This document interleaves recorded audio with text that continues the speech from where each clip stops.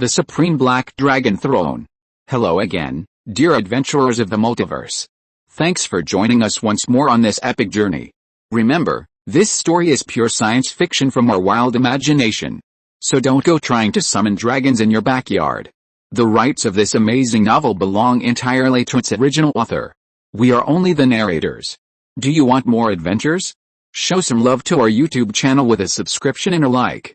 And if you want exclusive content, our Patreon is waiting for you with open arms. Chapter 101: The Star Goddess's Methods. The Kingdom of Nur is preparing its army to deal with Simon. Clearly, they are unaware of the deaths of the legendary figures Cadio and Star Lion at Simon's hands. Meanwhile, Simon is constantly experimenting with new skills. He flies 1,000 meters in the air. A cold, howling wind blows, but it has no effect on Simon. 3,000 thunderclaps. Simon utters a low shout, lightning crackling beneath his feet as he propels himself forward. However, he stops shortly after. He frowns.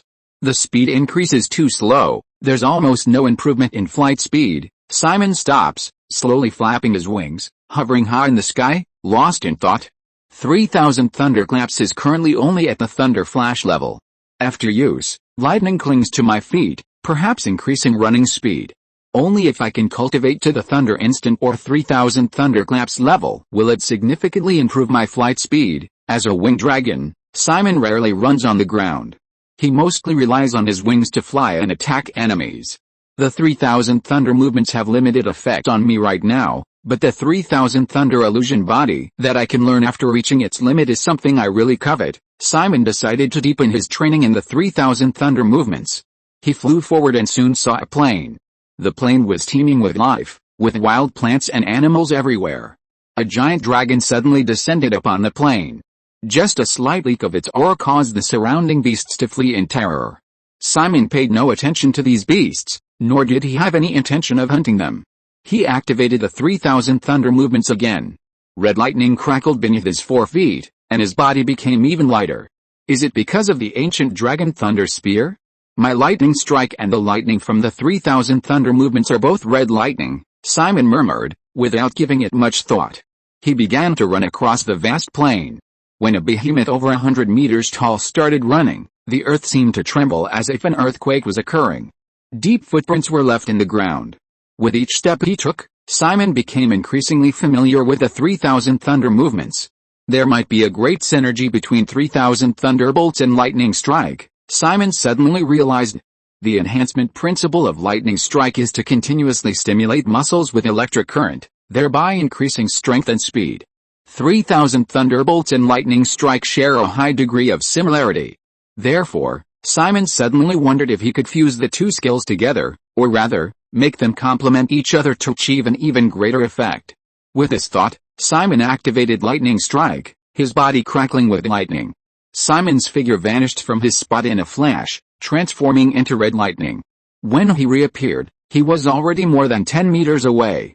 Simon's eyes lit up with delight. Just as I suspected, the effects of 3,000 thunderbolts and lightning strike are remarkably similar. The combination of 3,000 thunderbolts and lightning strike, while not increasing power, allows 3,000 thunderbolts to advance directly from the thunder flash realm to the thunder instant realm, enabling me to transform into lightning for a dash. If I continue to familiarize myself with the feeling of the thunder instant realm, I probably won't need the assistance of lightning strike to raise my 3,000 thunderbolts to the thunder instant realm. At that time, with the thunder instant realm 3,000 thunderbolts further enhanced by lightning strike, I'll likely soon reach the 3,000 thunder realm, allowing me to attempt cultivating the 3,000 thunder illusionary body. Excitement shone on Simon's face, his heart filled with elation. He continued training 3,000 thunderbolts. With the enhancement of lightning strike, Simon quickly mastered thunder instant. However, the prolonged combined use of 3,000 thunderbolts and lightning strike depleted Simon's stamina. After thoroughly mastering 3,000 thunderbolts and thunder instant, Simon stopped his training for the day. Let's try this next. Simon flicked his wrist, and a tiny teardrop appeared in his palm. In Simon's large hand, this small teardrop drew everyone's attention. It was filled with a powerful yet restrained magic. According to that lion, simply swallowing it will automatically restore the user's magic power. Simon's gaze was fixed on the star teardrop in his hand. He longed to directly control this demigod-level magical artifact, but he had broken his promise and killed the Star Lion. Who knew if the Star Goddess had tampered with it? Simon dared not swallow it carelessly. After a moment's hesitation, Simon stuck out his tongue and put the star teardrop in his mouth. Since it's going to enter my body, holding it in my mouth will have the same effect, right? As soon as the star teardrop entered his mouth, endless magic power surged into Simon's body, automatically restoring his expended energy. This feeling was incredibly comfortable, and the thought of swallowing the star teardrop arose in his mind. A voice, like a demonic chant, kept echoing in Simon's mind. Swallow it, and you'll gain inexhaustible magic power, the seductive voice echoed in his mind. Simon was immersed in the pleasure of regaining his strength, unable to extricate himself, and the voice from the god in his mind was even more irresistible. Just as he was about to swallow the star tear, another voice rang in his mind. Hey, I knew that star bitch was up to something bad, wake up. Simon jolted awake. He immediately spat the star tear out of his mouth. No wonder that Star Goddess gave me the demigod-level magic item so readily. She had ulterior motives and planned to control me, Simon cursed angrily. With his vengeful nature, he clearly held a grudge against the Star Goddess. But at the same time, he was also curious about the owner of the other voice in his mind. Who are you, and why are you helping me? Helping you? The voice sneered. Just a little black dragon. What do you have that I would help you with? After saying that, the voice disappeared completely. Simon pondered for a moment, realizing the voice was very similar to the one that had caused the Star Goddess's consciousness to dissipate. Perhaps the other party simply disliked the Star Goddess and thus intervened. Simon silently rubbed this favor in his heart, vowing to repay it someday. Coming to his senses, he looked down with lingering fear at the star teardrop he had spat out. Even amidst the lush vegetation, this tiny teardrop stood out remarkably, radiating a captivating aura. Damn Star Goddess. She actually tried to control me with this. Although I suspected she'd tamper with it, I didn't expect that just holding it in her mouth would almost be enough to make me fall for it. Simon stared at the star teardrop on the ground with lingering fear. For a moment, however, he couldn't bear to give up this demigod-level magical artifact. After hesitating for a while, he picked it up again. If I ever encounter someone I can't beat, I'll just throw this in their mouth and let the Star Goddess fight them. Simon chuckled, admiring his own cleverness. Chapter 102 Griffin Knights. The griffin is a legendary creature. It possesses the body and claws of a lion, the head and wings of an eagle, and is known for its untamed nature. Ordinary humans who approach it are often injured. However, in the royal city of the Moor Kingdom, there exists an elite force composed entirely of griffin knights. These griffins, like dragons, are legendary creatures born with extraordinary abilities. Carefully nurtured by the royal family, each griffin possesses formidable strength, reaching the terrifying level of the 7th rank of the extraordinary realm. The knights who can tame these unruly griffins are naturally no less than the 7th rank of the extraordinary realm. Moreover, these knights and griffins have grown together, forging an extraordinary bond. When combined, they can even contend with an 8th rank extraordinary realm opponent. This powerful griffin knight order is meticulously trained by the royal family, exclusively loyal to the royal court. At this moment, all the royal griffin knights are gathered together. They are impeccably dressed, their armor gleaming. A slender female general stands at the forefront, her aura imposing, revealing the power of the 9th rank of the extraordinary realm. Recently, a black dragon appeared in Lin City, defeating the 100,000-strong army of Mimir Kingdom in a single move, and rumors even say it killed over 70,000 soldiers. Now, rumors are flying everywhere, saying that our Moor Kingdom can't even handle a black dragon, so the king has dispatched us to slay it. Do you have the confidence? The female general demanded loudly. The Griffin Knights answered in unison. Yes, the female general nodded in satisfaction. Then, let's set off for Lin City. Our objective is to slay the dragon. After speaking, the female general mounted a griffin beside her. Then, she squeezed her legs together. Years of perfect coordination caused the griffin to let out a loud cry, spread its wings, and soar into the sky. The other knights also mounted their griffins and took to the air. Whoosh! Whoosh! Whoosh! The griffins flew swiftly through the air. The royal city was 108,000 miles away from Lin City. Even legendary experts would need half a day to fly there, let alone these griffins. Even with a griffin's incredible speed, the knights still flew for 3 days and 3 nights before reaching Lin City. They then rested for a day. Once the griffins were back to their peak condition, they flew towards the magic crystal forest. Simon, now exceeding 140 meters in size, was particularly conspicuous. Thanks to the combined efforts of his followers, the territory had been rebuilt. Simon casually lay down to rest. The Royal Griffin Knights spotted Simon immediately. What a huge black dragon! The female general was startled upon seeing Simon's size. The soldiers behind her were equally shocked. The female general frowned. This black dragon is indeed not to be underestimated. Its size alone is 7 or 8 times that of an ordinary black dragon. Form ranks. Griffin tornado formation, the female general commanded immediately. Under the knight's control, the griffins quickly formed a large formation and spun rapidly, creating a powerful tornado. Simon. Simon. A tornado is coming. I finally managed to replant my plants. Hurry up and help me get rid of it, the little elefante cried out in terror. Simon suddenly looked up. A smile appeared on his lips. Something delicious is coming. He stood up and took a deep breath. His lungs bulged visibly, and flames flowed from the gaps. Dragon blast, Simon roared, and a scorching fireball erupted. Whoosh! The fireball struck the tornado and exploded. The Royal Griffin Knights, rumored to be able to fight against legendary experts, were instantly routed. How can they be so strong? The female general and her griffins were blasted to the ground, staring at the scene in disbelief. Not only her, but the other Griffin Knights were also hit. Many unlucky griffins and knights were even hit head-on by the dragon blast and died on the spot. Roar! The griffins cried out and got back up. Simon slowly walked forward. The dragon's might spread, exuding an overwhelming sense of oppression. He looked down upon the Royal Griffin Knights from his high vantage point. A dark shadow loomed over them. The griffins trembled, too intimidated by the terrifying pressure to even entertain the thought of escape. Who sent you? Simon demanded. The soldiers didn't answer, they were still reeling from the drastic turn of events. We are the kingdom's strongest Royal Griffin Knights. How could we be defeated in a single blow? Our Griffin tornado formation actually killed a legendary assassin sent by a neighboring kingdom. How could it be broken so easily? The Griffin Knights were devastated. Their pride and joy had proven utterly meaningless before this black dragon. Simon grew impatient and immediately slapped one of the Griffin Knights to death, even killing the conjoined griffins. Answer my questions now, or I'll show you what it means to wish you were dead. Simon narrowed his eyes. The other followers also gathered around curiously. Griffins. Griffins. I've seen them in books, an elf exclaimed excitedly, pointing at a griffin. These guys are incredibly strong.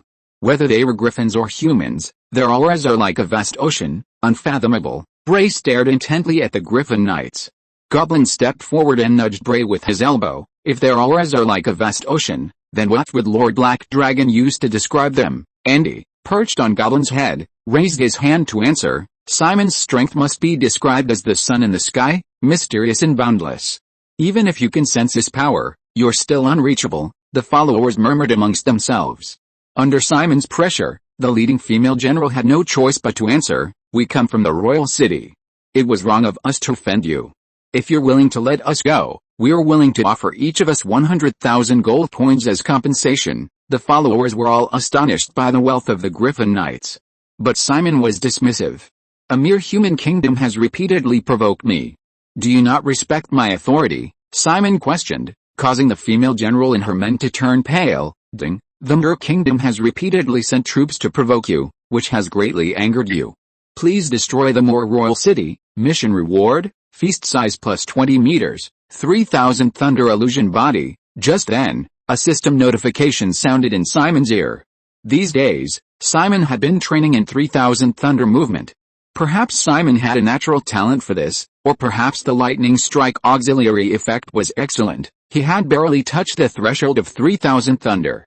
Just when Simon was worrying about how to learn 3000 thunder illusion body, the system delivered a sleeping pillow. But destroying the royal city was not easy, as the star line came from the royal city. Perhaps the Mer Royal City was the star goddess's stronghold. Simon could not go there rashly. Chapter 103. Simon is very angry, and the consequences are serious. The kingdom of Mer had repeatedly dispatched troops to attack Simon. This had enraged Simon. Perhaps sensing Simon's emotions, the system issued a mission to destroy the royal city. Human kingdoms have repeatedly provoked me. Very well, You have successfully angered me.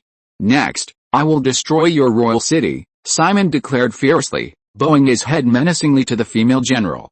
The soldier's eyes widened, and the female general was even more furious. How dare you, Black Dragon, challenge the dignity of the kingdom? The female general's eyes blazed with fire. She loved her country dearly. Now, hearing a black dragon utter such arrogant words, claiming to destroy the royal city, how could this patriotic female general not be angry? HMPH, enough with your incessant chatter, Simon slapped the female general to death. Then, he grabbed her griffin and threw it into his mouth. No matter how much the griffin struggled, it was futile. Under the sharp teeth's bite, it let out a painful howl. But the mournful cry quickly disappeared, and blood dripped from the corner of its lips onto the ground. This made Simon's already ferocious face look even more hideous and terrifying. Devouring attire 7 transcendent griffin, size plus 2.3 meters, Simon continued his attack, killing all the attacking knights and then devouring all the griffins. Devouring attire 7 transcendent griffin, size plus 1.9 meters, devouring attire 7 transcendent griffin, size plus 1.8 meters, devouring a large number of griffins, total size plus 1.34 meters. After devouring over 10 griffins in one go, Simon's size increased once more, and his strength grew. Black Dragon Lord, are you really planning to destroy the human capital? A follower asked tremulously. Simon turned his head and saw that the one asking him was a goblin. Simon vaguely remembered this goblin. When he had just subdued the goblin tribe, this goblin was one of the braver ones. But now, this brave goblin looked terrified. Simon's words were truly shocking to the goblin's worldview. That was the human capital. How could it be destroyed so easily? Simon lowered his head, bringing his face close to the goblin who was speaking. Blood from eating the griffin still clung to his face. Simon's terrifying face was close to the small goblin, making the latter uneasy. The goblin was somewhat panicked, but then suddenly laughed. What in this world could possibly stump Lord Black Dragon? When Lord Black Dragon first subdued the goblin tribe, he was only a little over 10 meters tall, but now he had surpassed 100 meters, becoming a behemoth.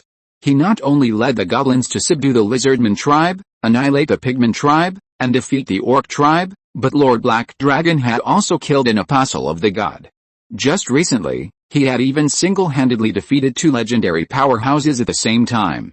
I don't know just how strong legendary powerhouses are, but I've heard from other goblins and lizardmen that even the strongest goblin in 10,000 tribes wouldn't be a match for a legendary one. Thinking about it, Lord Black Dragon has created far too many miracles. His power is beyond the comprehension of us followers. Long live Lord Black Dragon, the goblin suddenly shouted. The other followers echoed him. For a moment, the entire magic crystal forest seemed to resonate with their shouts. Simon was somewhat speechless. He hadn't expected these followers to offer congratulations so inexplicably. Abby and Yulina, you two come here. Simon summoned the leaders of the lizardmen and elven tribes. At Simon's command, the two quickly approached. Lord Black Dragon, what are your orders? They asked in unison. I want you to take your respective tribesmen to the royal city and help me gather information about the Star Goddess, Simon said. Star Goddess? Abby and Yulina exchanged a glance, their eyes filled with confusion. However, since it was Simon's order, they would naturally comply. Yes, Lord Black Dragon. The 2 tribal leaders then began arranging work within their tribes, and subsequently gathered some of their more capable members. Their commotion was quite loud, naturally not remaining unnoticed by the Goblin tribe. Goblin approached Simon and volunteered, Lord Black Dragon, please allow me to gather intelligence for you as well. Simon looked at Goblin strangely. You, a goblin, going to the human capital? Are you planning to die? Unlike lizardmen and elves, in the minds of humans, goblins are monsters, almost always killed on sight. Therefore, Simon didn't send the goblin tribe on this mission. Can I go? I want to buy some new seeds. Andy waved her little hand, quite excited. You're going to? Simon narrowed his eyes. Andy had great potential. If it weren't for those 2 legends interfering, she would have already reached the 3rd level of the extraordinary realm by cultivating the Fairy Flower King.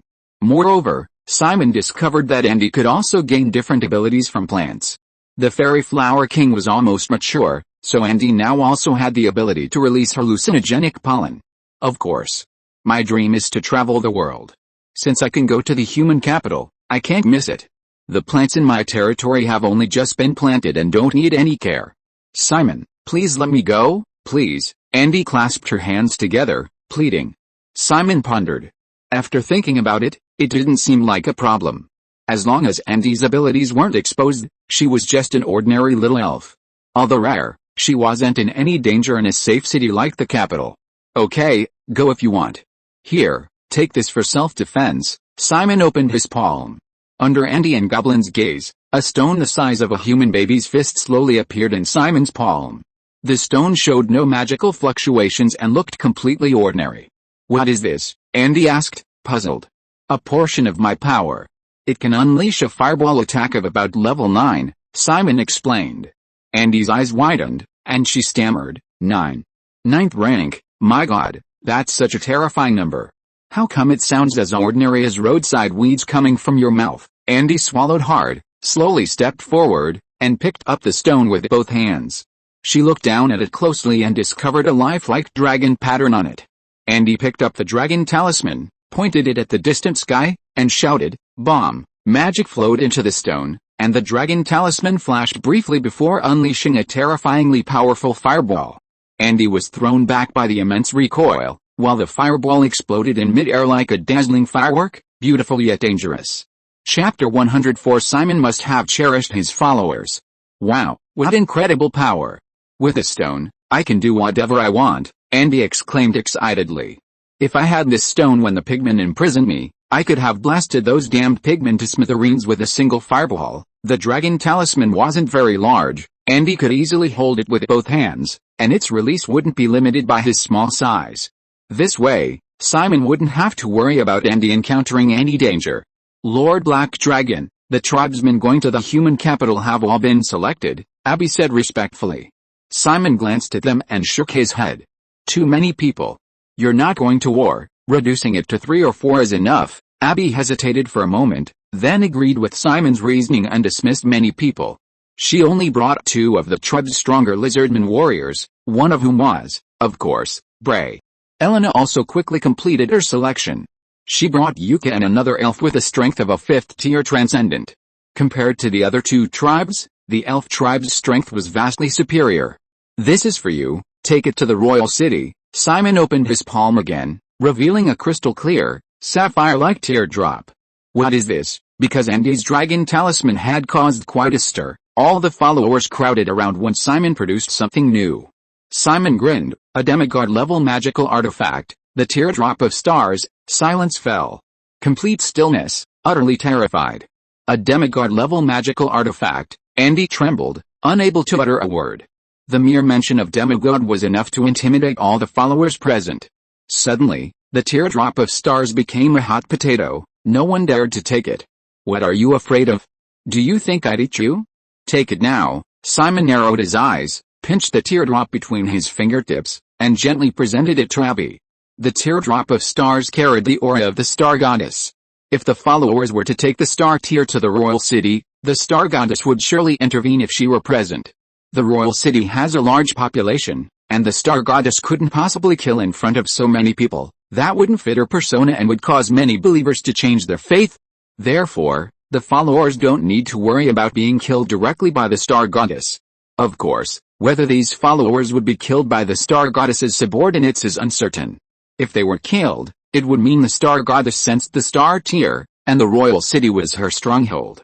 Simon, of course, wouldn't dare go and would abandon the system mission. Urged by Simon, Abby tremblingly caught the star tear. Although the tear was incredibly cool, Abby felt a burning heat. That was Lord Black Dragon's trust in me. Damn it, how foolish I was to even try to break away from Lord Black Dragon. I'm not even a lizardman. Lord Black Dragon is such a good master, even entrusting you with a demigod-level magical artifact. Thank you for your trust, Lord Simon.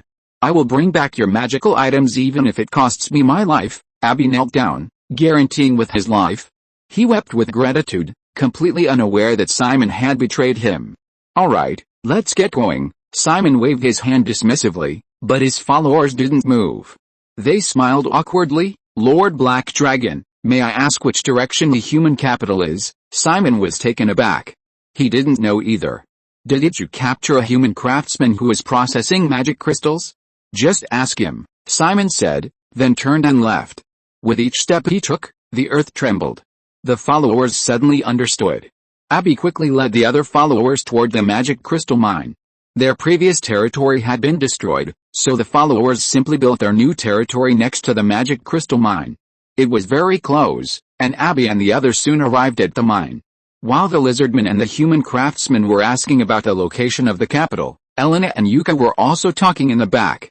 Yuka, is that really a demigod-level magical artifact? Yulina asked incredulously. She wasn't a mage, and her perception of magic wasn't as precise as Yuka's. Yuka remained silent for a long time. I don't know either. The magic contained within it is simply astonishing.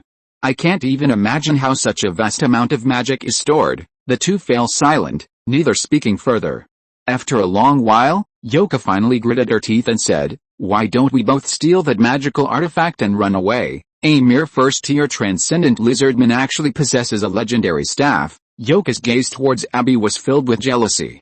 With 7th-tier transcendent strength, killing Abby, who was only 1st-tier transcendent, would be no more effort than crushing an ant. But this suggestion was quickly rejected by the current elf queen, Yulina. "No, you mustn't do that," Yulina sternly forbade it. Yuka was puzzled. Why? With this powerful magical artifact, even if it's just a few of us, the elven tribe can definitely rebuild and become even more prosperous than when the legendary queen was alive. Yulina shook her head, turned around and glanced at Simon, who was lying on the ground resting like a mountain. "Do you really think the black dragon doesn't know anything?" He deliberately revealed that this is a demigod-level magical artifact. He's testing our loyalty. If we have any ulterior motives, the entire elven tribe might be completely wiped out. Haven't you noticed? He's already eyeing the two of us transcendent 7th-tier elves. I've been dreaming about being devoured by him a lot lately. We're his followers now, so he can't just eat us directly. But if we make a mistake, he'll have a legitimate reason to eat us both, and he won't let the other followers feel disheartened. Yulina stared intently at Simon. She felt that he was truly a terrifying guy. However, Yulina also discovered a weakness in Simon that wasn't exactly a weakness. Simon seemed to care a lot about his followers. For the safety of the elf Andy, Simon diverted some of his strength. To ensure the safety of the lizardman Abby, he even brought out a demigod-level magical artifact. What other master would go to such lengths for their follower?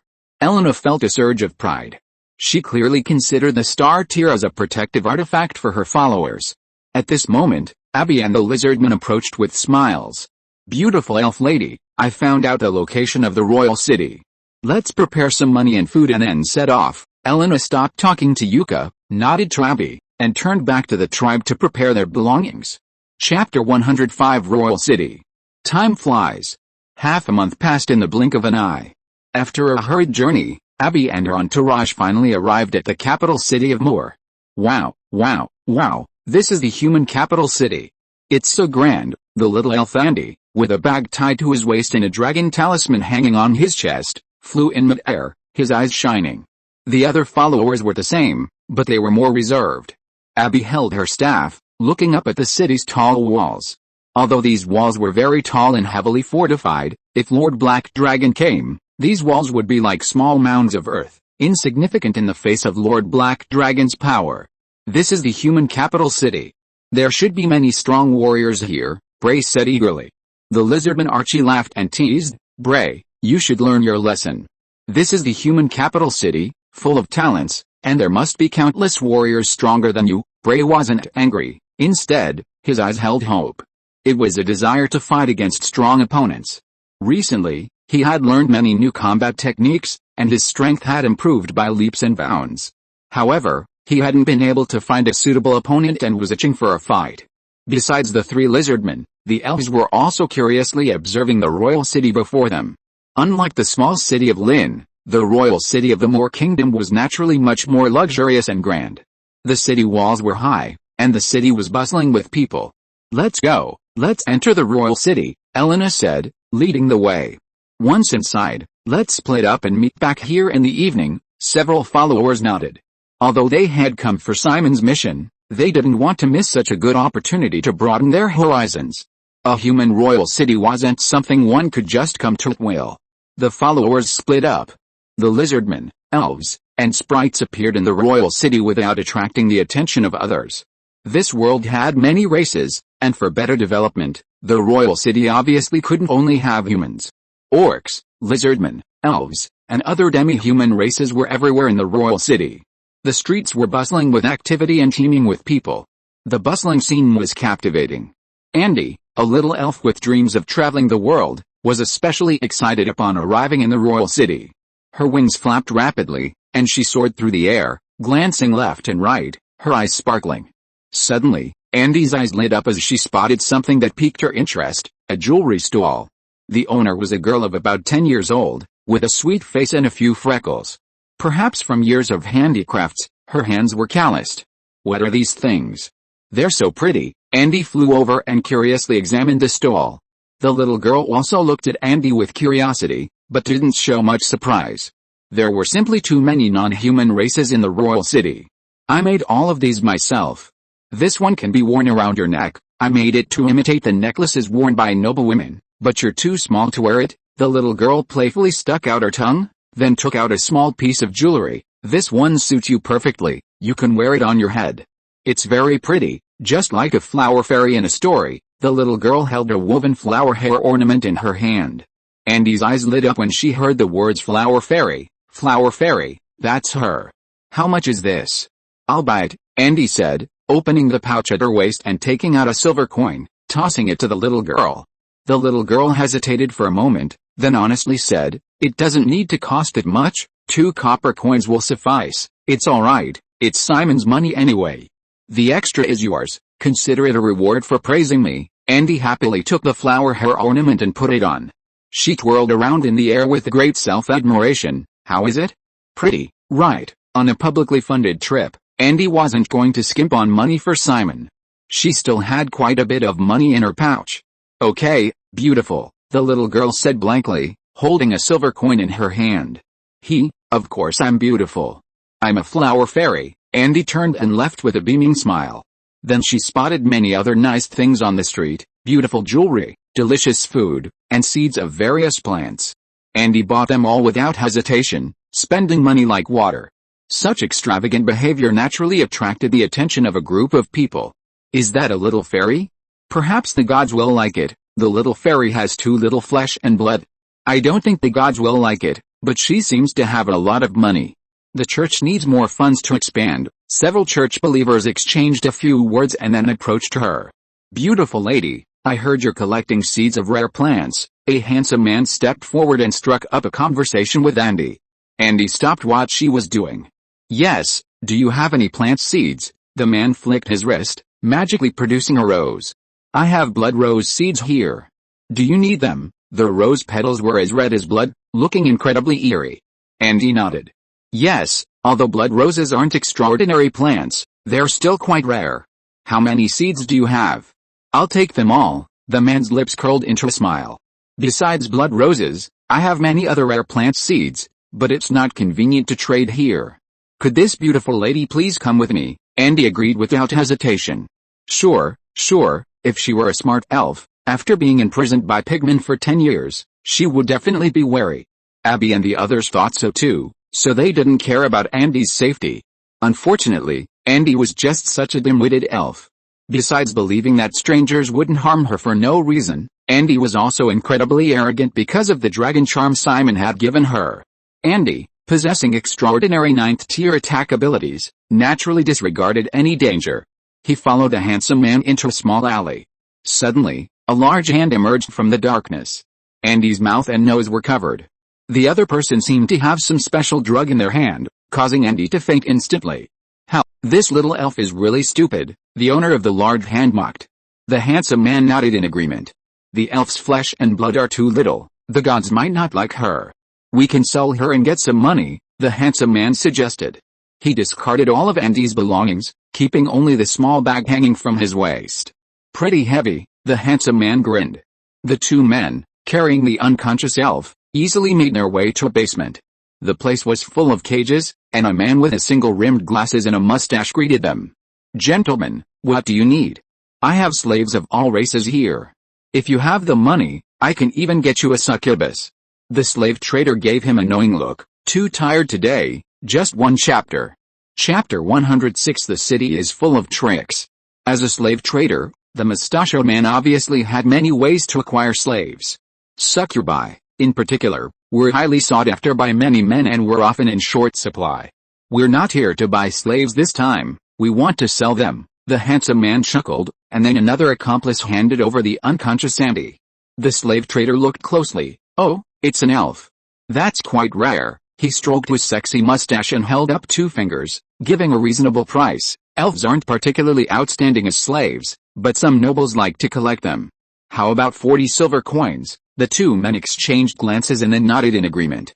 The money was exchanged for the goods, and the transaction was easily completed. The slave trader was quite happy to have acquired a new slave. What's that stone on her chest? The craftsmanship is quite good, and there's a dragon pattern on it." The slave trader's eyes were drawn to the dragon symbol on Andy's chest.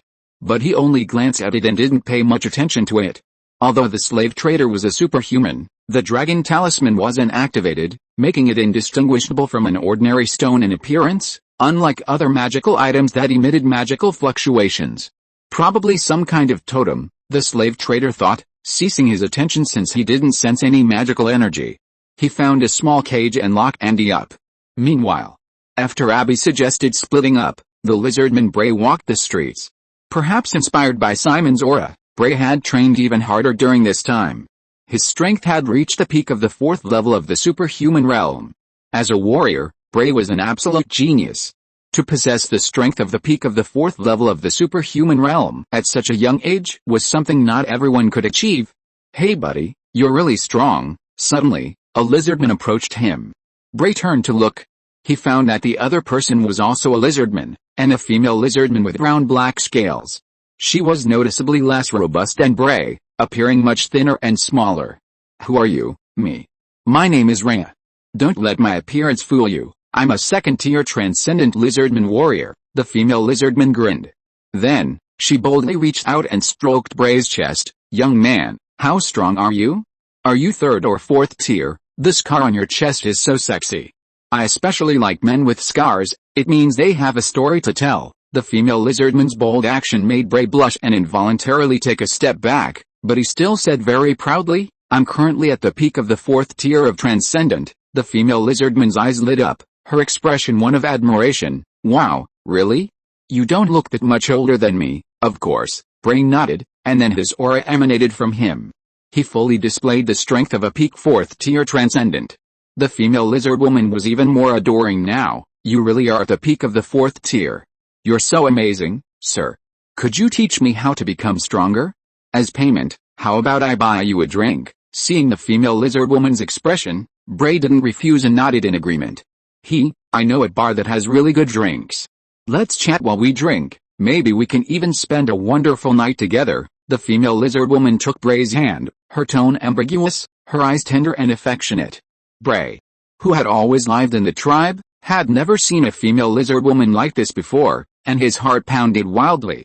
The 2 lizard women walked hand in hand into the Black Flower Bar. There weren't many customers in the bar. As soon as Bray entered, many people cast their gazes. These gazes contained mockery and pity. However, Bray didn't care, his gaze was completely focused on the female lizard woman, Rhea. Rhea pulled Bray to a seat and began ordering drinks with practiced ease, as if she'd been here many times before. "Do you come here often?" Bray asked, trying to start a conversation. Rhea paused for a moment, then smiled sweetly. "Yes, the drinks here are really good. Why don't you have a few?" Bray and Rhea then chatted casually. Rhea was a very talkative female lizardman. She not only actively sought topics with Bray, but also offered unique insights into some of the things he mentioned. She was humorous and had an interesting style. Every smile and gesture made Bray's heart flutter. Sorry, I've had too much to drink. I'm going to the restroom," Rhea said apologetically with a smile. Bray nodded slightly, naturally saying nothing more. But time ticked by. Rhea didn't return. And so, dusk gradually fell. The bar owner approached. "Excuse me, Mr. Lizardman, since you're not drinking anymore, could you please pay the bill?" While she said she was asking, her tone betrayed her true intentions, treating Bray as if he couldn't afford it. "How much?" Bray scratched his head, also assuming Rhea wouldn't return. 30 gold coins, the owner said, dropping a bombshell. Bray was stunned. How much? The owner repeated, 30 gold coins. Look, our prices are all clearly marked. She then produced a menu. Bray immediately flipped through it, the outrageous prices making his face turn ashen. Hearing the laughter and mocking glances from those around him, Bray realized he'd been tricked. You dare rip me off? Bray's aura surged, his eyes seeming to spit fire. The owner, witnessing this, also wiped the smile from her face. You want to cause trouble at my black flower bar? Don't you even know the strength of black flower? With that, the owner unleashed her own aura. Not only that, everyone else in the bar also stood up, slamming their fists on the table and exuding the aura of extraordinary beings. Level 5 extraordinary, Bray's heart clenched. Beat him, the proprietress shouted. Everyone swarmed him. Bray tried his best to resist, but 2 fists were no match for so many hands, and he was quickly beaten black and blue, pinned to the ground. The proprietress snatched the money bag from Bray's body and emptied all the money inside. The proprietress grinned, I didn't realize you were so rich. But you're still far from 30 gold coins. According to the laws of the Moor Kingdom, those who owe an unpayable debt will be reduced to slavery until the debt is paid off. Saying this, the proprietress took out a collar and put it on Bray. Little guy, don't use your magic recklessly, or your head will, bang, the proprietress gestured as she spoke. Bray's face turned ashen. The city is full of tricks, I want to go back to the countryside. Chapter 107 Follower Communication. As dusk fell, the sun dipped below the horizon, painting the earth a fiery red. Simon's retinue gathered at the city gates. They had been waiting for some time, their initial impatience gradually turning to worry. It's almost dark. We agreed to meet here at dusk. Will Bray and the elf be in danger? Abby and Archie, 2 lizardmen, asked anxiously. The retinue members, having spent time together on their journey, weren't exactly close, but they weren't strangers either. Even the elf didn't want Bray and Andy to be in danger. They must be in some trouble, but the city is too big. Finding them is like finding a needle in a haystack, Elena sighed, shaking her head. The retinue members understood this. I've booked an inn. It's not convenient to talk here, let's go to the inn first, Abby said, holding her staff. Bray's disappearance made the elderly lizardman mage appear even older. Following Abby, the group settled into the inn. Once there, they were finally able to speak more freely. Tell me what information you've gathered, Abby began. He might not be older than the elves, but he was far more mature. Upon arriving in the royal city, Abby was stunned by its bustling activity and prosperity, but he hadn't forgotten his primary mission. Simon was attempting to destroy the Moor Kingdom, and the purpose of sending these followers was to gather information about the star goddess. This was their main task. The consequences of failing to complete it were obvious. Hearing this, the other followers looked somewhat embarrassed. Archie, you tell us. Abby turned to the only other lizardman present besides him. The lizardman, Archie, cleared his throat. Because of the time constraints and the exhaustion from the journey, I haven't gathered any useful information. Clearly, Archie had also forgotten to gather intelligence due to his playfulness. Abby's face darkened. He then looked at the elves. The elves also avoided his gaze. Having lived in seclusion within their elven tribe for many years, their curiosity upon arriving in the human capital was no less than that of the lizardman Archie. Well, time was indeed too short, it's normal not to gather useful information, Abby said somewhat helplessly. Let me tell you what useful information I do know. Abby walked to the window, opened it, and pointed outside. See that tower? The others approached and looked. That's the Star Tower, the tallest building in the Moorish capital. It contains wondrous magic, and it's said that no one can approach it. It's incredibly mysterious. Not only that, but a mysterious rumor circulates throughout the capital. Whoever can climb to the top of the Star Tower will receive the favor of the Star Goddess. Abby spoke eloquently. Yuka raised an eyebrow. The Star Tower is inaccessible to anyone, yet rumors say that whoever climbs to the top will receive the Star Goddess's favor. Elena interjected. These 2 rumors contradict each other. If it's inaccessible, how can one climb to the top? Another gentle-looking elf spoke up. Perhaps it's related to strength. Ordinary people can't approach the tower, but that doesn't mean extraordinary individuals can't. Her words instantly filled in the gaps, making everyone understand. I see. The first rumor, if false, will dissipate after just one visit. It can't continue indefinitely. So, ordinary people can't approach the Star Tower. But powerful extraordinary individuals who can climb to the top might receive the star goddess's favor and become her attendants. Yulina's thoughts raced, and she quickly analyzed the situation. Yuka and I are the strongest here. Tomorrow, the two of us will go to the Star Tower. Yulina and Yuka exchanged a glance. They understood each other's thoughts in their eyes. They nodded slightly. If they could befriend the Star Goddess, the elf tribe would no longer fear the evil dragon Simon and could avenge their fallen kin. I'm considered a transcendent now, can I go tomorrow too? Abby smiled shyly. Since becoming a transcendent, Abby had come to know the power of Yulina and Yuka. Both were 7th-tier transcendent experts. With their guidance, Abby might even catch the Star Goddess's eye. The two elves clearly disagreed. Old Abby, your strength is too weak. Why don't we split up? You continue gathering information about the goddess. After all, if we finish our mission late, it will displease Lord Black Dragon, Yulina advised. Hearing this, even though Abby desperately wanted to climb the Star Tower, he couldn't bring it up again. Sigh, our journey here took half a month, and it will take just as long to get back. Plus, we need to gather intelligence. It will take at least a month to complete the mission. I wonder if Lord Black Dragon will blame us, Abby sighed. Actually, that's not the case. Simon didn't need Abby and her followers to gather so-called intelligence. Their job was simply to live in the royal city for a few days, carrying the star tier. The dragon talisman was supposedly an item, but in reality, the system granted Simon the power of dragon explosion, which was then transformed into the dragon talisman. As a power separated from Simon, he could sense vague situations, such as how many times the dragon talisman had been used. If danger arose, Andy would definitely use the dragon talisman. Too many uses of the dragon talisman in a short period meant the followers had encountered an insurmountable enemy. This enemy was either a legend or the star goddess. Simon would then lay low, abandoning the mission to destroy the royal city and discarding his followers. Even the invaluable little elf Andy was no exception. Conversely, if for several days there was no sign of the dragon talisman being used, it meant the followers hadn't been exposed. The star goddess wasn't in the more royal city. As long as no one possessed the combat power of a mythical level, Simon could wreak havoc throughout the royal city without restraint, completing his mission and leaving triumphantly. Don't worry, Chief Abby, Lord Black Dragon is a very reasonable master, Archie reassured him. Perhaps we can buy a magic carrier pigeon and send a letter back, the gentle elf suddenly suggested. It will take us half a month to travel on our own, but a magic carrier pigeon would be much faster. We might be back in the magic crystal forest in a week. The gentle elf held up a finger, smiling. Although the lizardman tribe was a primitive tribe, there were still a few intelligent lizardmen who could read, otherwise, they would have nowhere to learn the combat skills and magic they had captured from humans. And besides the lizardman tribe, the cultural level of the elf tribe was not a concern. That's a good idea. Tomorrow, we can buy a magic carrier pigeon and send a letter back to Lord Black Dragon to report our mission progress. Chapter 108 Prayer and Blood Arena. The Star Tower stood majestically in the royal city. The mysterious tower seemed to possess a magic that drew countless people like moths to flame.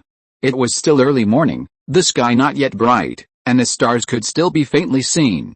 Yulina and Yuka arrived at the foot of the Star Tower. It was crowded with people.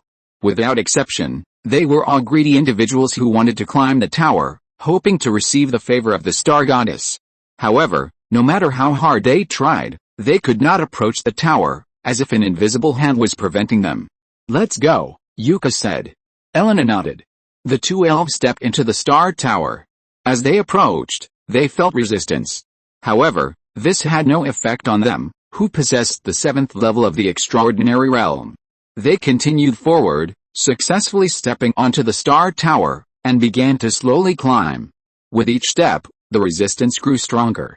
The 7th level extraordinary realm beings climbed higher and higher, becoming increasingly exhausted, as if burdened by a massive boulder.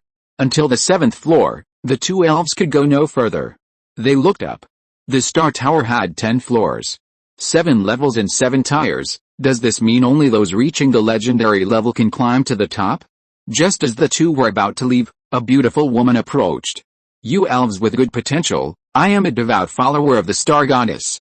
You can call me Lady Mary, the woman smiled, carrying a tray with 2 books and a medal on it. Congratulations on successfully climbing to the 7th level. The goddess is moved by your efforts and has bestowed this reward upon you." Lady Mary smiled and stepped forward, a thought escaping her lips. The two elves, who had felt heavy, instantly felt light and free of pressure. Such strength, this Lady Mary must be a legendary figure.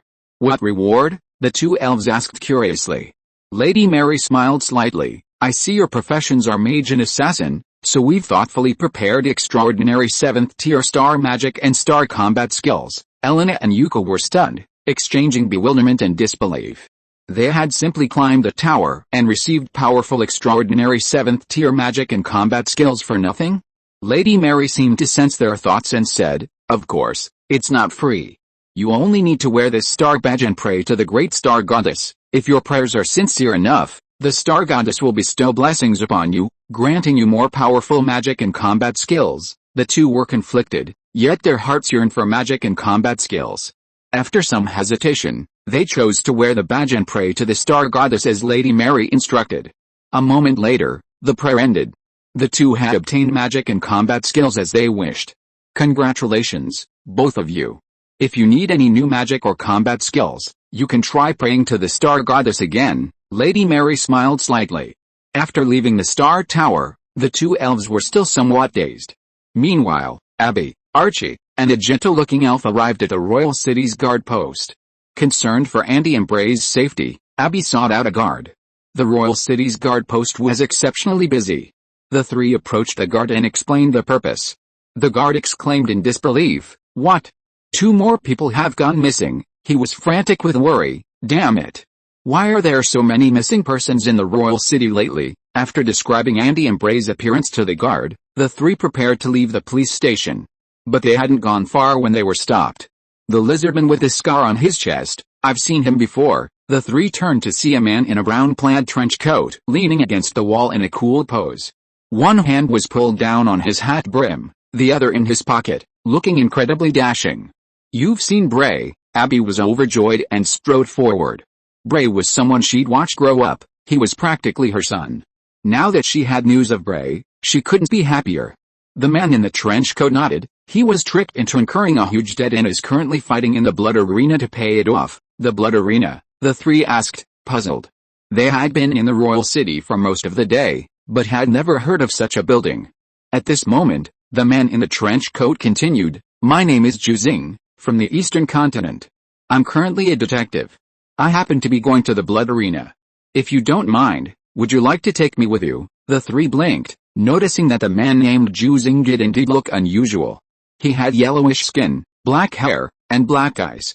"Your purpose is to go to the blood arena with us? But why don't you go by yourself? And the way you speak is strange," the gentle elf asked suspiciously. "Because it's inconvenient. My identity cannot be revealed, and you outsiders are perfect for me." With that, to the astonishment of the three, the man in the trench coat slowly transformed into a wisp of starlight and entered the gentle elf's chest. "Oh, what are you doing?" the gentle elf said shyly, her cheeks flushed. "This place is secluded enough, we won't be discovered." The man in the trench coat adjusted his position, peeking half his head out from the gentle elf's collar, his feet resting on the raised hemisphere. "Let's go. The blood arena isn't far from here. Follow my directions." The gentle elf inwardly cursed, but thankfully the man in the trench coat didn't do anything further outrageous. Abby and the other two hesitated for a moment, but decided to follow the man's advice and head to the blood arena. Guided by Juzing, the three weaved through the alleyways. They arrived at a black flower bar and gave Juzing the code. The female lizard woman, Rhea, led them to the backstage area and into a secret passage leading downwards. In the pitch black, deep passage, it was impossible to see their own hands. The three could only feel their way forward. After a few minutes, light appeared ahead. Immediately following was a burst of enthusiastic cheers. "Queen, queen, queen, queen, kill him.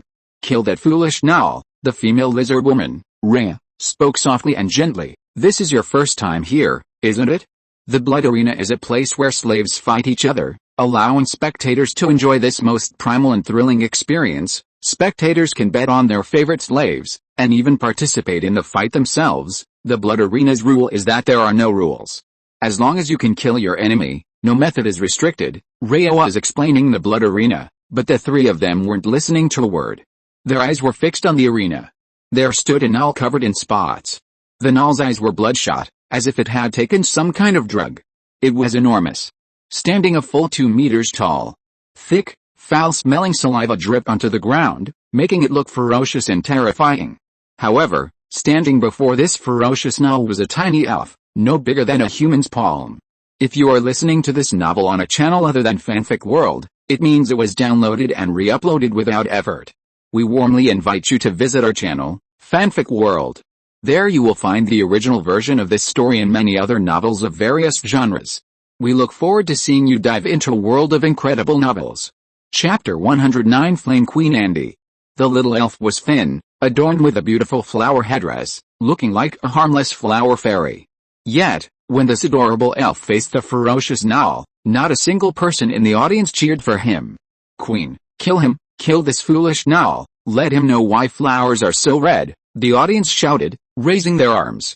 Andy, the three were all dumbfounded. They had come to find Ray, but unexpectedly found Andy here first. And Andy seemed very popular. Little elf, I'll tear your arm off and chew it up, the gnoll said viciously. He made a pre-battle threat, and Andy naturally wouldn't back down. How, then I'll blast you to smithereens. Andy put his hands on his hips and retorted without hesitation. It turned out that after Andy was sold to slave traders yesterday, the Blood Arena's manager went to the slave traders to buy a large number of slaves to fill the arena's contestants. Andy was given as a gift to a major client. No one expected that this tiny sprite would carve out a niche for itself in the arena, earning the title of Flame Queen. No powerful opponent could survive the Flame Queen's attacks. Ho ha ho ha, the gnoll seemed to have heard a joke and couldn't help but burst into laughter. Flame Queen, I've heard your name, but I've been living in the arena for half a month, participating in hundreds of battles. Only I, the Gnoll King, am the sole king of this blood-soaked arena. The gnoll's muscles rippled, making him appear even larger. Through constant battles, my strength has reached the peak of the 3rd tier. Even a 4th tier extraordinary expert is within my grasp. The gnoll swung his hands, his sharp nails whistling through the air, clearly displaying immense power. Andy rolled her eyes, clutching the dragon talisman at her chest, muttering to herself, keep it down, don't blow me up too. The dragon talisman at full power could unleash the same force as Simon. Simon, a 9th tier transcendent black dragon, could raise this blood-soaked arena to the ground with a single, powerful strike. Flame Queen, die, the gnoll's leg muscles bulged, becoming as thick as tree trunks. He stomped his foot on the ground, his body charging forward like a cannonball. This guy's a bit strong, I need to be careful. Too much power and I might get blown up too little and I'm done for. I'll use 1/20th, Andy muttered, quickly diverting a small portion of her magic power into the dragon talisman. Boom, flames erupted, incredibly fast, hitting the gnoll head on before he could react. The explosion was deafening. The gnoll came fast, but he was gone fast too. He was blasted away by the dragon's explosion, his body shattered into pieces. Silence fell. A second later, cheers erupted. Flame Queen! Flame Queen! Countless people raised their arms in celebration, chanting Andy's title. But then, a bizarre scene unfolded. The gnoll's flesh, blasted into pieces, melted at a visible speed before sinking into the ground.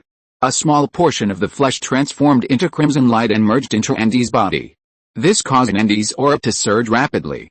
Wow, I've reached the 3rd level of the extraordinary realm, Andy shouted excitedly, soaring through the air. The leveling speed here is too fast. I don't even need to cultivate to increase my strength. This is the place I've always dreamed of. Everyone witnessed this scene, but no one found it strange, everyone was used to it. HMPH. As expected, this is the Blood Church's method. The filthy blood cry god has already extended his reach to the southern continent, hidden within the soft elf's robes. Juzing frowned.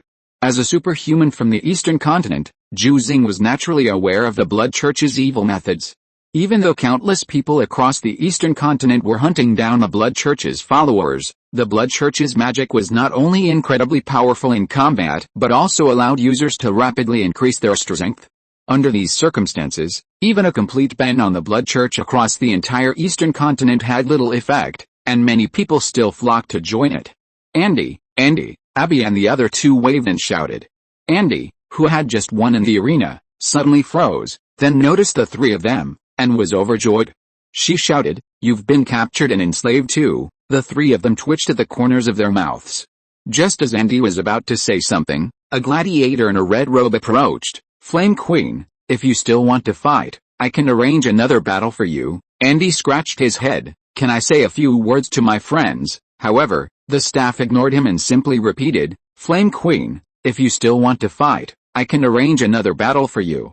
If you don't want to continue fighting, please return to the lounge." The next second, the collar around Andy's neck glowed red. Andy's expression changed drastically. I choose to continue fighting." In order to be able to say a few more words to Abby and the others, Andy chose to continue fighting. Anyway, with the dragon talisman, Andy didn't think anyone could defeat him. The three of them quickly stepped forward and walked to the front of the stands. "Andy, what are you doing here?" Abby asked anxiously. He knew that Simon valued Andy highly, and if Andy were to lose an arm or a leg, Simon would definitely kill him when they returned. "It's a long story. Yesterday, I got ripped off by a scoundrel while shopping on the street, and then I was sold here as a slave. See the collar around my neck? If I disobey my master's orders, my hood will be gone." Andy gave a bitter smile. "By the way, how did you get here? We are looking for Bray. We heard he was sold here too." "Have you seen him?" Abby asked hopefully. Bray's disappearance made the staff father anxious. To create atmosphere, the staff amplified their voices with magic, shouting, "This time, the Flame Queen's opponent will be a newcomer, but don't underestimate this newcomer's strength. He possesses the peak of the 4th level of the extraordinary realm, and his combat skills are outstanding. He can even defeat enemies at the 5th level of the extraordinary realm. Let's welcome the new contestant, Scarface." The staff waved their hand. A lizardman with a huge scar on his chest slowly walked out of the arena entrance. Upon seeing the lizardman, Andy and the others' expressions changed drastically. "It seems many people don't like this part of the story, so I'll skip some of it. Simon will reappear in the next chapter." Chapter 110: The Destruction of the Blood Arena. "Bray, how could it be you?" Andy exclaimed in surprise. She hadn't expected her next enemy to be Bray. Bray was clearly just as surprised. "Andy, old chieftain, Archie, and what are you doing here?" The gentle elf's lips twitched. "Hey, I went through all this trouble to find you, and you didn't even call me by name? Isn't that a bit much?" The followers were reunited, in high spirits, and couldn't help but chat for a bit. But this heartwarming scene was clearly not what the audience of the Blood Arena wanted to see. "Kill him!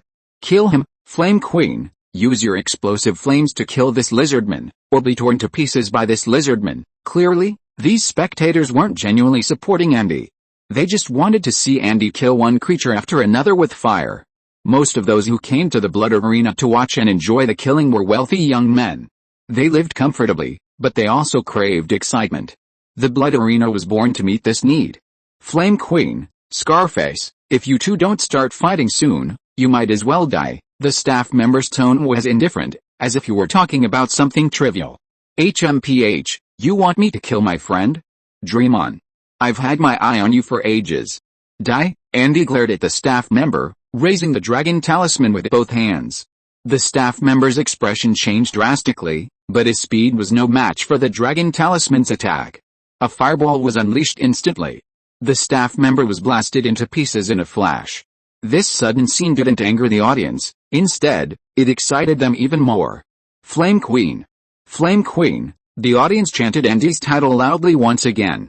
Perhaps it was because of the dragon talisman's overwhelming power, or perhaps it was the influence of the Blood Arena, but Andy's personality had become incredibly bloodthirsty. "Andy, you idiot, if you kill that guy, what about you and Bray?" Abby said worriedly. Andy remained unfazed. "I am the Flame Queen, the only queen in the entire arena. No one can kill me." Sure enough, just as Andy said. After one staff member died, another, dressed in a red robe, quickly appeared. The flesh and blood were absorbed by the arena, and a red light shone on Andy, strengthening her aura. Bray's eyes widened, clearly noticing the change in Andy. "This arena, could it be that you can kill your opponent to increase your power?" Bray immediately realized this possibility. The new staff member stepped forward, smiling, and said to Andy, "Flame Queen, are you dissatisfied with this opponent? We'll find you a new one." Andy was currently incredibly popular in the Blood Arena, with countless people betting on her. It could be said that Andy was the arena's cash cow. Unless the arena's members were fools, they wouldn't kill Andy now. This was Andy's reason for her fearlessness. No need. Today, your blood arena can be destroyed, a voice suddenly rang out. Following the sound, countless eyes in the arena focused on the gentle elf. Ah, it wasn't me. The gentle elf quickly pulled out the star-like being from her chest. Upon appearing, the star-like being rapidly enlarged until it returned to its original size. Handsome and dashing in a brown plaid trench coat, its face was cold and stern. How dare you utter such arrogant words? If you leave the blood arena today, where will we put our faces? The new staff member took out a whip from its waist. Blood flowed from the whip, instantly transforming it into a weapon capable of cutting through steel. But since the star-like being dared to enter the blood arena alone, it naturally had its confidence. HMPH, a mere fifth-tier transcendent dares to be so insolent before me, the star-like being snorted coldly, its entire body erupting with magical power. The next instant, the staff member exploded, actually crushed by the star-like being's magical power. Inside the blood arena backstage, the person in charge noticed the commotion immediately. Damn it, it's the people from the Star Tower. Why didn't the alarms trigger? A red-haired man shouted angrily. The person beside him frowned. He hid inside that elf's clothes. He probably used some kind of magic to bypass her defenses. Juzing is a legendary expert. Let's go. This arena is ruined. As the saying goes, a cunning rabbit has 3 burrows. The Blood Church and the Royal City certainly wouldn't only have one arena. HMPH, if it weren't for the Apostles' crucial period of controlling the kingdom, a mere legend wouldn't be a match for our Blood Church, the red-haired man said through gritted teeth. The two turned and left.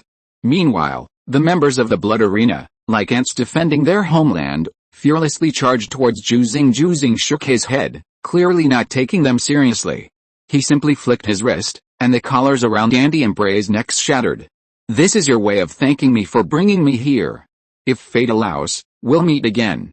Now, please leave, because I'm about to unleash a massacre. Juzing's figure rose, as if a whirlwind was gathering around him. With a casual wave of his hand, without even using magic, he slaughtered most of the Blood Church followers who attacked him with sheer magical power. Thank you, young man. We won't linger any longer. Abby thanked him repeatedly, then quickly led the others away. They fled. Before leaving, Andy looked back at the place with lingering reluctance. He found that the place was already a river of blood, and even the arena's grounds couldn't immediately absorb all the flesh and blood. Who is that guy? Andy and Bray asked curiously. A kind person we met on the road. We don't know the specifics. Rather, tell us how you were captured and brought to the arena. The gentle elf looked at the two. Andy was fine, frankly recounting his experience.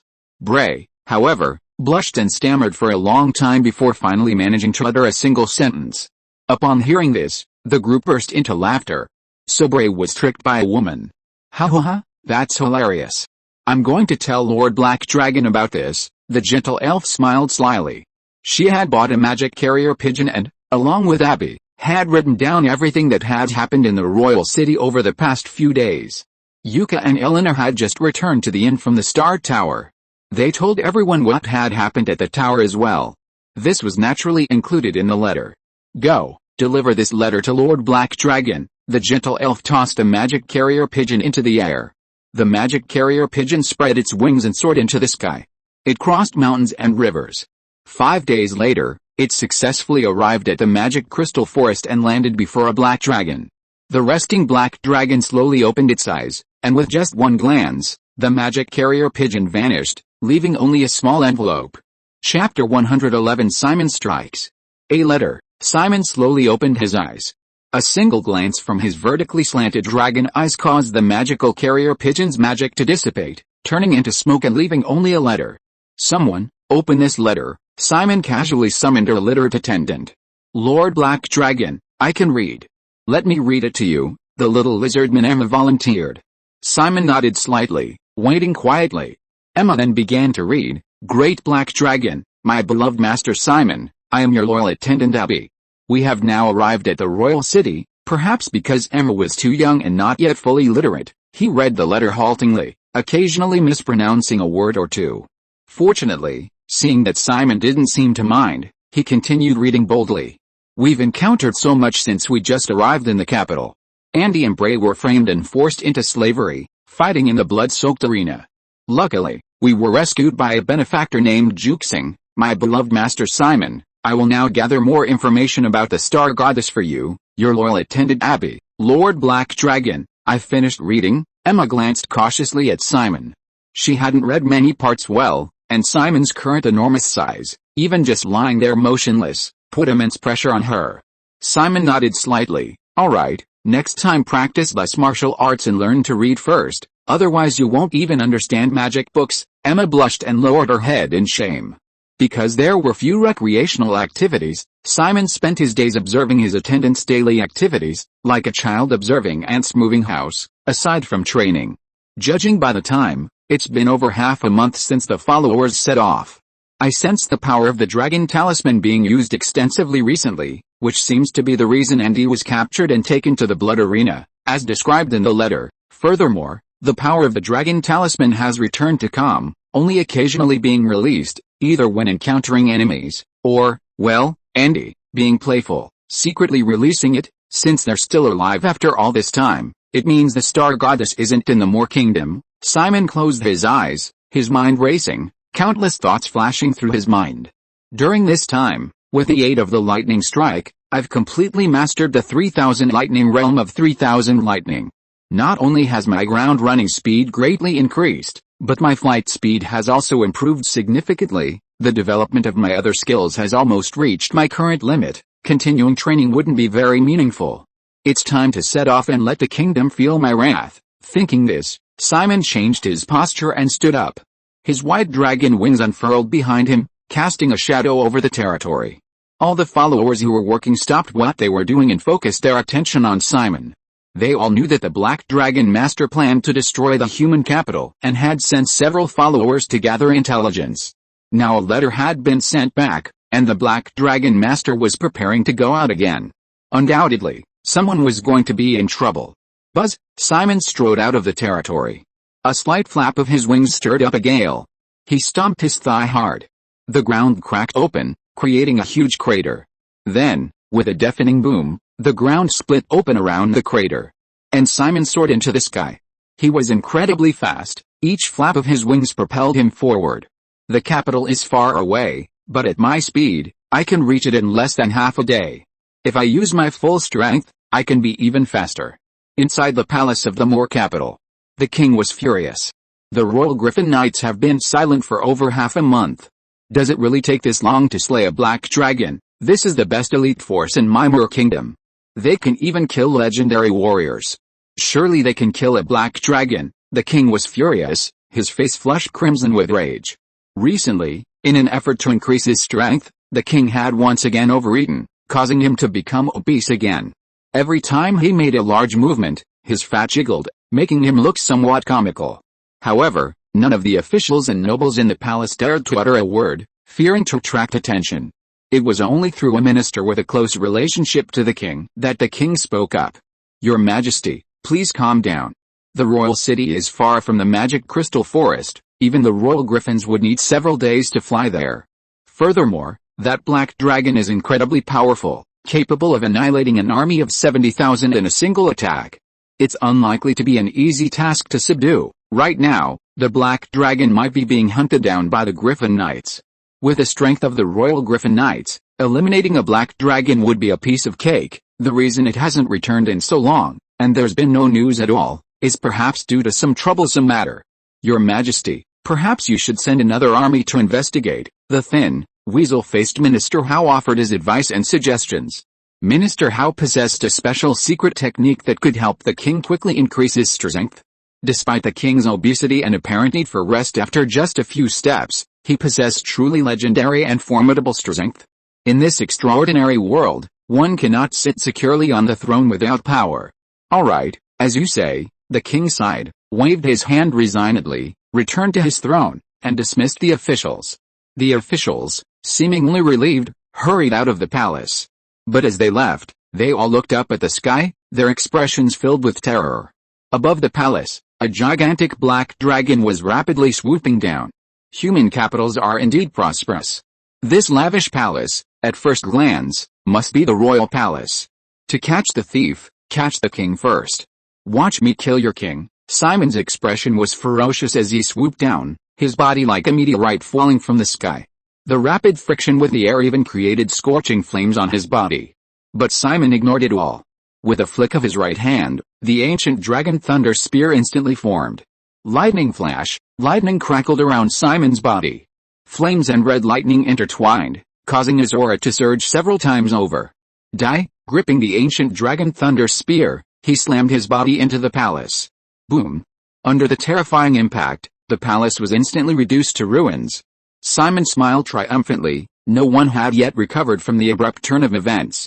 Just as Simon was about to destroy the royal city and unleash panic, a furious roar echoed from the palace ruins. Blasphemer, how dare you blaspheme the gods? Chapter 112 Monkey Apostle. Blasphemer, how dare you blaspheme the gods, a mere black dragon, how dare you blaspheme the great gods? Countless stones collapsed in the palace ruins, but this could not harm the true powerhouse. The weasel-faced Minister Hao had gradually gained the king's trust and secretly left behind methods. In at most 6 months, he could turn the king of the Moor kingdom into puppet emperor. He knew he had to remain calm and swallow his anger. But, the great god in his heart had been blasphemed, and boundless rage surged within him. Any plans, any future, at this moment, Minister Hao no longer cared. He had only one thought in his mind, to kill this black dragon that dared to blaspheme the gods. Whoosh! From the ruins, an arm emerged from the rubble, pointing straight to the sky. The arm was blood red, its muscles strong and thick, swollen as if about to burst, with veins crisscrossing like a giant python. This turn of events caught even Simon off guard. A familiar scent made him frown slightly, such a strong smell of blood. This feeling is the apostle of the blood god. A thick arm churned through the ruins, breaking apart the rubble to reveal the figure of Minister Hao beneath. The once frail Minister Hao was now swelling rapidly, his clothes ripped, and his red fur growing wildly. His violent aura intensified, radiating an extremely evil aura. The surviving officials and the king in the palace stared in disbelief at this scene. A legend. Minister Hao is actually a legendary powerhouse. Minister Hao, you've hidden it well. If it weren't for this black dragon, we would never have known you were a legendary powerhouse. The officials murmured amongst themselves, and the king was furious. Minister Hao, what are your intentions in concealing your strength? However, Minister Hao paid no attention to these people now. His clothes tore, and his body expanded rapidly at a visible speed. His red fur continued to grow, and a tail sprouted from his back. In just a few breaths, Minister Hao's size exceeded 50 meters. It looked like a giant monkey covered in red fur. Minister Hao, in his giant monkey form, ignored the king and his officials. His eyes blazed with fury as he glared at Simon. Black dragon, you dare blaspheme against the gods. Today you will surely die. With a roar, the giant monkey threw a punch at Simon with immense force. Simon, without hesitation, returned the punch. But unexpectedly, their strength was evenly matched. Fist against fist, Simon's larger fist was no match for the giant monkey's power. This greatly surprised Simon. He knew that his physical strength alone was enough to crush ordinary legendary experts. Such powerful strength. This black dragon is probably no weaker than me. Minister Hao was also astonished. He was an apostle personally chosen by the blood god, possessing exceptional abilities, enough to fight beyond his level. Although there were no realm distinctions among legendary figures, Minister Hao's strength surpassed that of ordinary legendary figures. Yet the black dragon before him was only at the 9th level of the transcendent realm, yet its strength was equal to his own. Truly terrifying power. Those who blaspheme must die. Since my identity has already been exposed, there's no need for this human capital to remain. With this thought, Minister Hao decided to stop holding back. He roared, his booming voice echoing throughout the capital. Followers of the Blood Church, begin the slaughter. As Minister Hao's voice rang out, the Blood Church followers, already integrated into every corner of the capital, sprang into action. For Lord Monkey Apostle, kill, some followers declared loyally. Ho ho ho, finally this day has come. The blood and slaughter I've craved have finally arrived. Others, some with twisted minds, had joined the Blood Church only because of their warped psychology. Countless Blood Church followers began slaughtering the surrounding creatures. Humans, elves, orcs, or any other species, anyone with flesh and blood, even stray dogs on the roadside, were on the slaughter list. In an instant, the entire capital was a river of blood. Moreover, Minister Hao had been plotting in the capital for many days, leaving behind numerous methods. In the various blood-soaked arenas of the royal city, The flesh and blood of the dead slaves, devoured after their deaths, seemed to come alive, surging onto the ground and constantly consuming living beings. The abilities of the blood god's apostles are truly bizarre, but this suits my purposes perfectly. With the monkey apostle doing the work, I don't need to destroy the royal city myself. Simon's eyes darted around. Even knowing this was a tactic of the monkey apostle, he didn't stop it. Flesh and blood surged from the arena closest to the dragon and monkey, attacking the royal palace.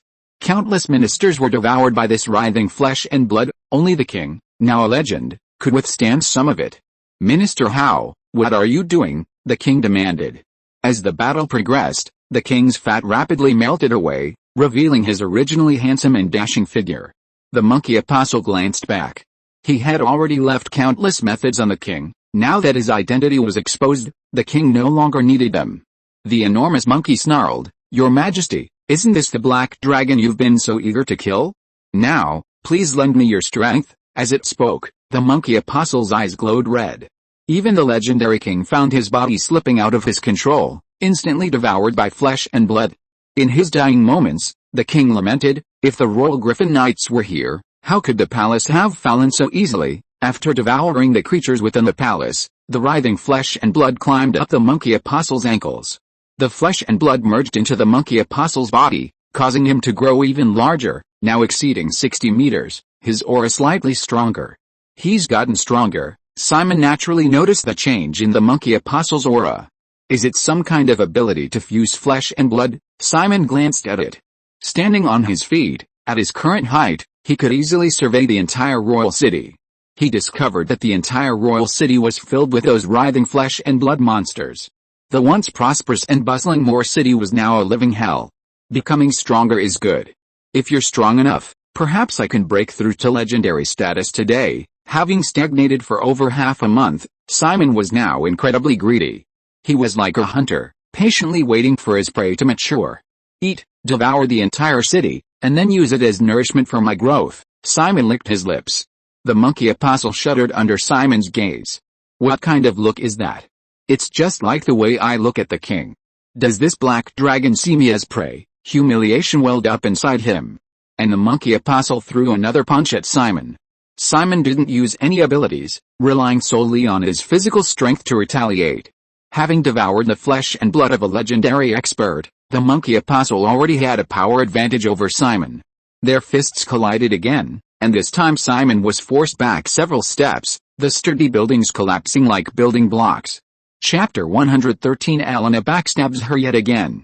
The royal city of Moor, once a thriving place, though secretly rotten by the parasites known as the Blood Church, at least outwardly appeared prosperous. But with Simon's arrival, this facade of prosperity was shattered. Andy, Abby, and their followers were investigating the star goddess as usual when a sudden tremor shook the city. A black dragon descended from the sky, destroying the palace with a single blow. The followers immediately recognized it as their master, the powerful black dragon Simon. Then, a gigantic, blood-red monkey appeared from the palace ruins.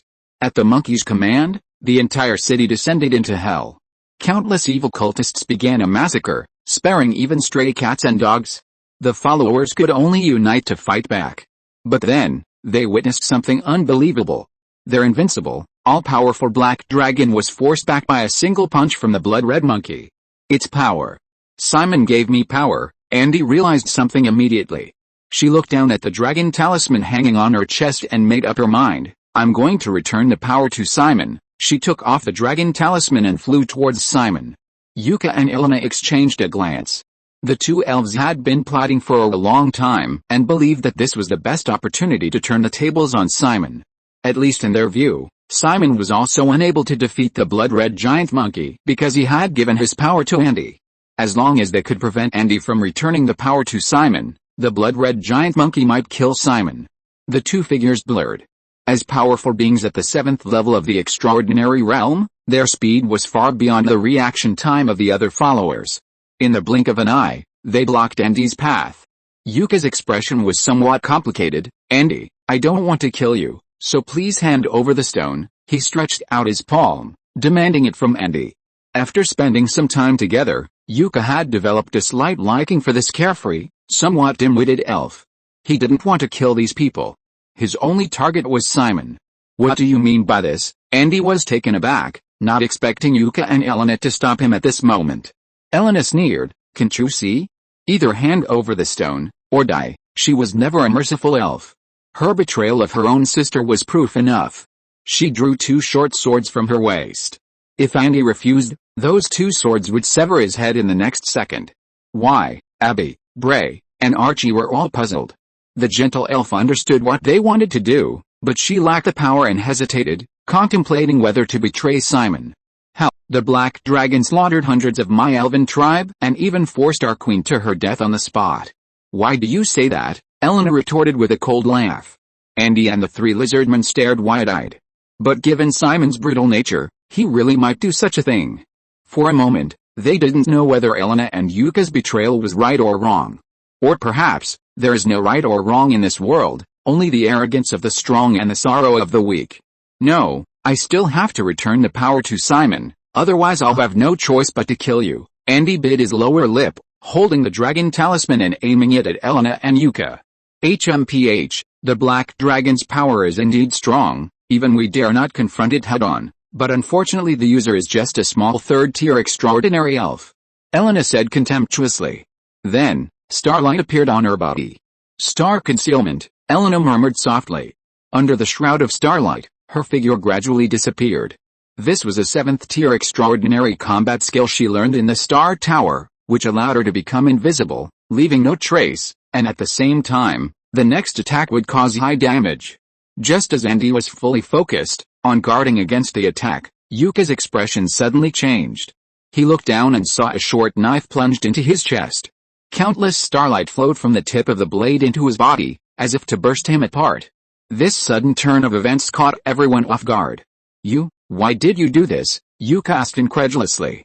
Yulina sneered, I don't care about the tribe. I want to be the elf queen, even if it means becoming the follower of my enemy. As long as I can be the queen of the elf tribe, anyone who can threaten my position as elf queen must be eliminated. Yuka, I've always wanted to kill you, but you were cautious. Now I've finally found my chance. Yuka's expression slowly returned to calm from shock. Yes, I should have realized it. How could an elf who could personally stab a queen into her own body possibly have much sense of honor for the tribe? Unfortunately, Yulina, you calculated everything, but you overlooked one thing. I've also learned new star magic. As soon as she finished speaking, Yuka's figure dissipated into countless starlight. Then, it reformed in midair. Astrology can create illusory clones, indistinguishable from the real thing, Yuka said, looking down at Yulina. Yulina, you know my talent has always been better than yours. Even though we're both at the 7th level of the extraordinary realm, you're no match for me. Turn back now while you still can. As long as that black dragon dies, you'll still be the elf queen. I won't compete with you for that position, Yuka began to persuade Yulina. Yulina was very wary, but at this moment she laughed. Andy, what are you still standing there for? Quickly return the power to Lord Black Dragon. Yuka has already betrayed us. Tell Lord Black Dragon about this and ask him to kill this traitor. Yuka's expression was extremely ugly. Simon wouldn't kill his followers without reason before, so even though he and Yulina both had the intention to betray him, they didn't take action. But now it's different. Like the previous elf queen, he was betrayed by Yulina. As expected of an assassin, Yulina, you're really good at backstabbing, Yuka muttered, then turned and ran, flying away into the distance. He knew he couldn't kill Yulina quickly, and he wasn't sure he could kill Andy either. Once Simon arrived, he would be dead for sure, so Yuka decided to escape without a second thought. He reached for his chest. There, a star badge was pinned. I found a better place, a place where I can survive even after leaving the elven tribe. By becoming a loyal follower of the star goddess, I can gain more powerful magic. A starlight gleamed in Yuka's eyes. Clearly, the magic bestowed by the star goddess was not easy to learn. It could easily change a person's mind. Chapter 114 Illusion. It must be an illusion. Rewind to the moment when the monkey apostle had just absorbed countless chunks of flesh and blood. He threw a punch, colliding with Simon's fist. The immense force sent Simon staggering back several steps, trampling several houses. When Simon regained his footing, a burning pain shot through his fist. Looking down, he saw a mass of flesh writhing on his fist. Even the hard scales were being corroded by the flesh. My ability is flesh and blood fusion. Each attack is accompanied by chunks of flesh that constantly gnaw at your body. This not only damages you but also restores my stamina. If the enemy dies, the flesh returns to my original body. I established several blood arenas in the royal city. Every day, countless slaves die. Although their strength is not great, their sheer numbers allow me to successfully break through to the legendary level within 8 months. As he spoke, the monkey apostle's lips curled into a proud smile. But the next second, the smile turned into rage. Originally, I was just a minor official. It was only thanks to the favor of Lord Bloodfire God that I have my current status and power. But you, Black Dragon, dare to blaspheme a god. Black Dragon, you deserve to die, the monkey apostle practically roared the last sentence. Simon was also somewhat enraged. He flicked his right hand, throwing off the chunks of flesh clinging to him. Hell, you're not qualified to eat me. With that, Simon's lungs swelled, flames shooting out, and he opened his blood-red maw, spewing forth raging fire. The roar of the fire dragon was unleashed. Under the scorching flames, even the air distorted. Becoming enormous brought unparalleled strength, but the side effect was difficulty in dodging attacks. The monkey apostle crossed his arms, taking the hit head-on. After a few breaths, Simon's breath stopped. The flames charred the monkey apostle's arms. The monkey apostle glanced at the charred area. His ability was to control flesh and blood. With a mere thought, the flesh on his arm writhed, quickly repairing the charred parts. Seeing this, Simon raised an eyebrow, thinking to himself, without the dragon talisman, my breath's power has diminished considerably. Simon inhaled again, exhaling scorching flames. The monkey apostle extended his left arm, his hand rapidly transforming into a shield.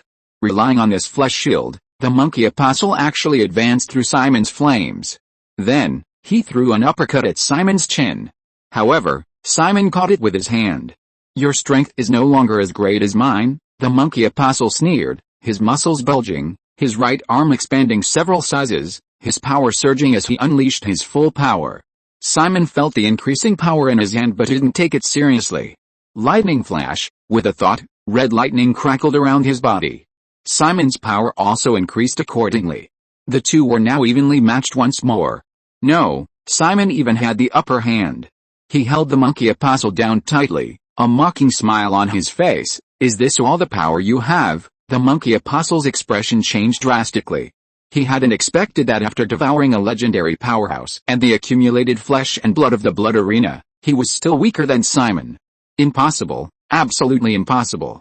How could my power be inferior to 9th tier transcendent blasphemer? The monkey apostle's heart wavered, but he quickly found a reason. It must be because I haven't absorbed enough flesh. That must be the reason. Thinking this, the monkey apostle raised his head and shouted, flesh and blood merge. The flesh chunks that had been rampaging through the royal city rushed towards him at the monkey apostle's shout. Seeing this, Simon pushed the monkey apostle away, jumped back to create distance, and didn't stop him, but the greed in his eyes grew even stronger. All the flesh chunks merged with the monkey apostle, causing his size to increase rapidly. 70 meters, 80 meters, 90 meters, 100 meters. Ha ha ha, this is all the wealth I've accumulated over years of scheming in the royal city. This power is truly exhilarating, the monkey apostle laughed heartily. At this moment, the monkey apostle was tall and imposing, his body muscular and radiating power. Black Dragon, you could have stopped all of this, but you didn't. You will pay the price for your arrogance. The monkey apostle arrogantly stared at Simon. Just as Simon was about to move, a familiar voice rang in his ears. Simon, I've come to return your power to you. Catch, turning away, the petite Andy flapped her wings rapidly, flying down from midair and tossing a dragon talisman at Simon. The dragon talisman was one of Simon's powers, and it instantly merged into his body upon contact.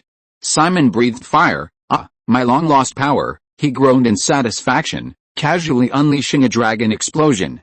The monkey apostle's left arm once again transformed into a shield to block, but this time the shield was shattered instantly. Fortunately, he possessed powerful regenerative abilities. In the blink of an eye, his arm was fully restored. Was it something this little sprite just threw at the black dragon that made his breath so strong? The monkey apostle also noticed Andy and flung out a chunk of flesh, intending to kill him instantly.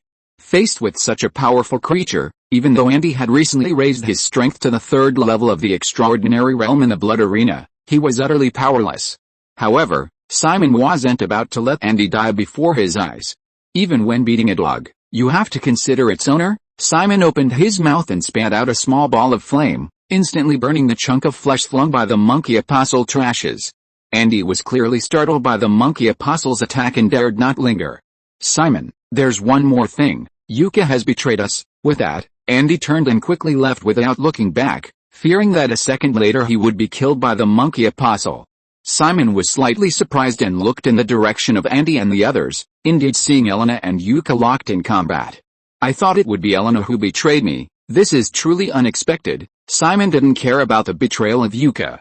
His attention was now focused on the monkey apostle. Hey, monkey, can you get stronger? The monkey apostle was stunned for a moment, then flew into a rage, feeling the humiliation of being slighted. Blabulator, die! He raised his fists and lunged at Simon. Simon's aura suddenly surged. Kayakin. Instantly, Simon's strength doubled, and with a slap, he sent the monkey apostle flying, even spinning several times in the air. When he landed on the ground, he smashed a deep crater in the ground. Such immense force shattered the monkey apostle's teeth and swelled his cheek. But compared to the physical pain, the mental shock was far more devastating. Impossible. Impossible. My current strength alone is enough to surpass most legendary figures, and even rival weak demigods in power. But why was I swatted away by this black dragon? An illusion. Ha ha ha, I understand. This is an illusion created by a blasphemer, trying to make me lose myself in it. What a terrifying black dragon. It made me fall into an illusion without even realizing it. Finally, a recommendation. Please continue reading. Starting tomorrow, please stop waiting and read every day. Chapter 115 The Goddess's Followers Take Action. Hey, blasphemer, your illusion is indeed powerful. Even I fell for it without realizing it. The monkey apostle got up from the ground and said seriously to Simon. Simon's expression was strange. Red lightning crackled around him, his aura was overwhelming, and just standing there was enough to make people feel awe. Was he just stunned by my attack? Simon looked at the monkey apostle strangely. Hey, a mere illusion, break it. The monkey apostle exerted all his strength, his muscles bulged several times, and his magic power surged, making him look even more muscular. Strange, why is there no reaction? The monkey apostle tried to drive his magic power again. Illusion, break it, break it, break it. The monkey apostle tried repeatedly, but to no avail. Simon laughed very loudly. Little monkey, you are really interesting. You actually think this is all an illusion? Ha ha ha. Simon's laughter was deafening, echoing throughout the entire royal city. The Blood Church followers, who had been slaughtering countless lives in the royal city, stared in stunned disbelief at this scene. They had never imagined that one day they would see an apostle of their god be beaten to the point of questioning his very existence. Impossible, it can't be real. How could I be weaker than this black dragon that isn't even a legend? The monkey apostle's eyes were bloodshot, showing signs of madness. Simon's arrival was sudden and swift. The moment he appeared, the curse cast on him by the blood god was sensed by the monkey apostle. The battle had begun, and only 10 minutes had passed. The royal city's soldiers finally reacted and assembled. A dense human army surrounded Simon and the monkey apostle. Monsters, no matter how strong you are, we will not forgive you for destroying our home. Those who offend our more royal city, no matter how strong, will be punished. The human army rallied, magic gathered, and powerful magical artifacts were unleashed. Even knowing they might die, these responsible soldiers stepped forward for their homeland. The monkey apostle's eyes darted around, its form shrank, revealing its human appearance. You've come at the right time. I am Minister Hao. This black dragon attacked the palace, killing many officials and nobles of Mimir Kingdom, and even the king. Attack. Kill this black dragon. The human soldiers were astonished. They hadn't expected that the red monkey monster they'd just seen was the famous Minister Hao. What? His Majesty is dead. Countless people were shocked by the news. That despicable black dragon. Kill him to avenge his majesty. Countless humans charged towards Simon. HMPH, ants trying to shake a tree. Simon sneered. He offered no explanation. Might makes right. Even if he was framed by the monkey apostle, there was no need to explain to these ants. Countless cannonballs and magical attacks bombarded Simon, but it was like a tickle. Simon crouched down, took a deep breath, and roared at the human army. Flames erupted, amplified by the dragon talisman, possessing a powerful explosive effect. Each eruption burned hundreds to death. In just a few breaths, thousands perished. The scene was tragic.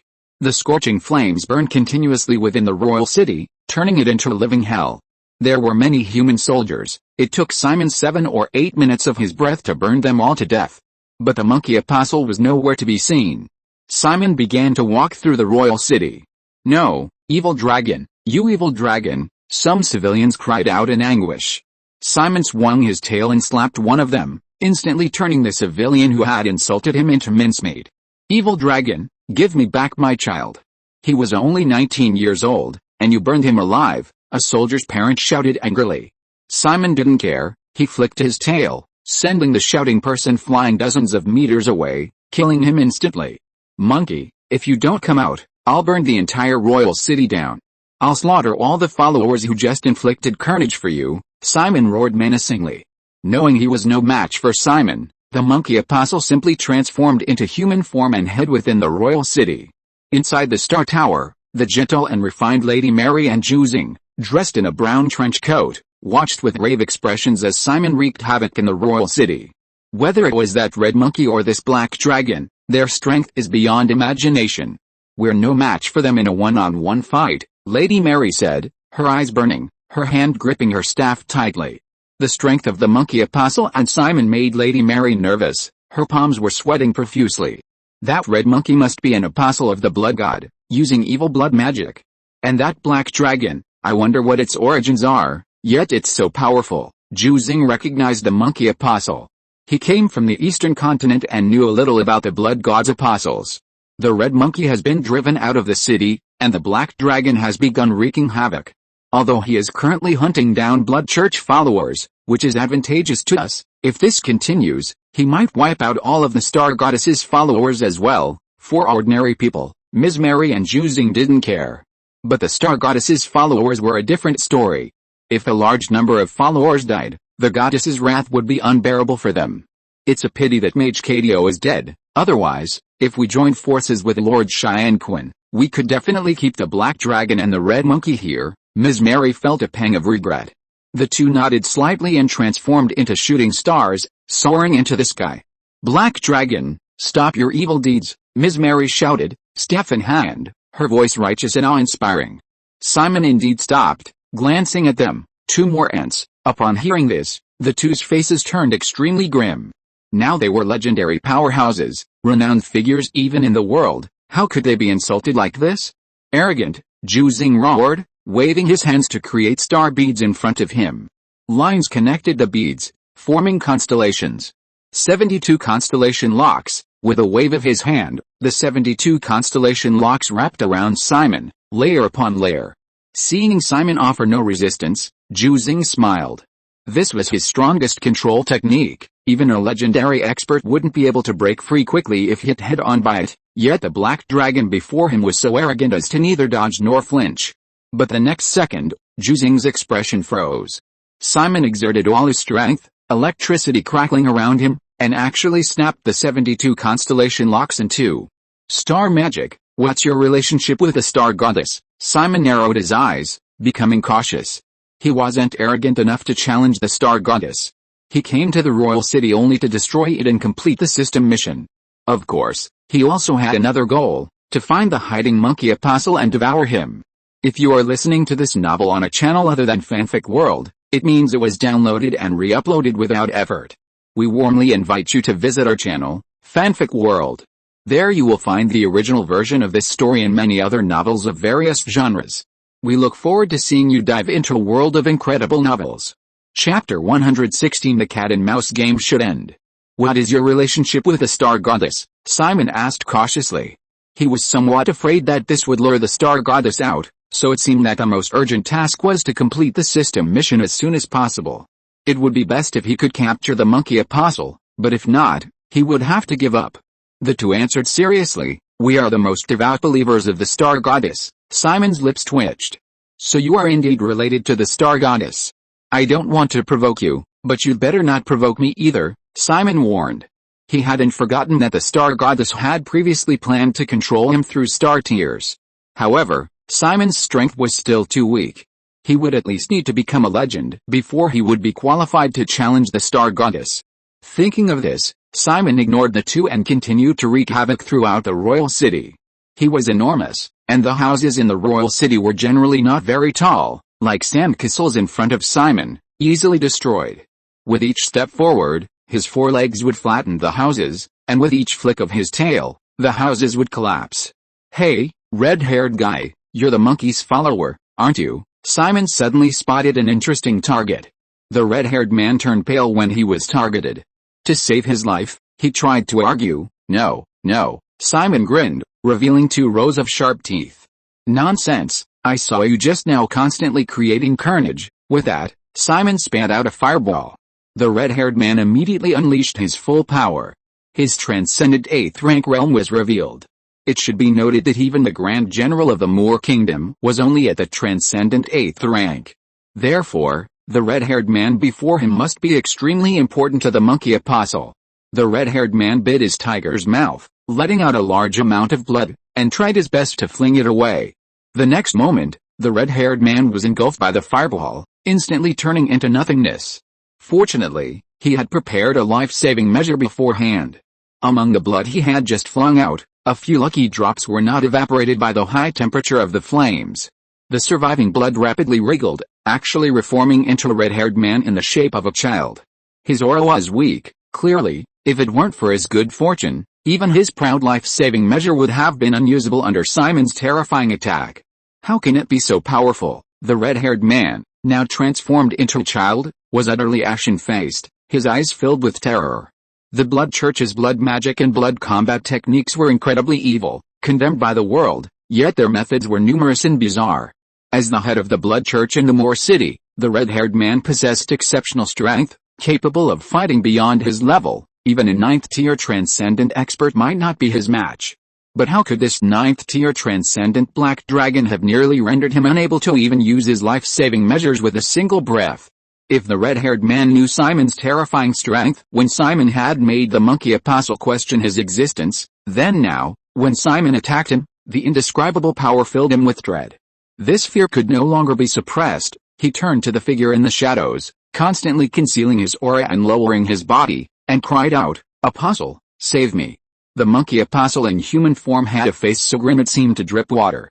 With a flash, he appeared beside the red-haired man and struck out with a palm, shattering the man's skull. The method was cruel and ruthless.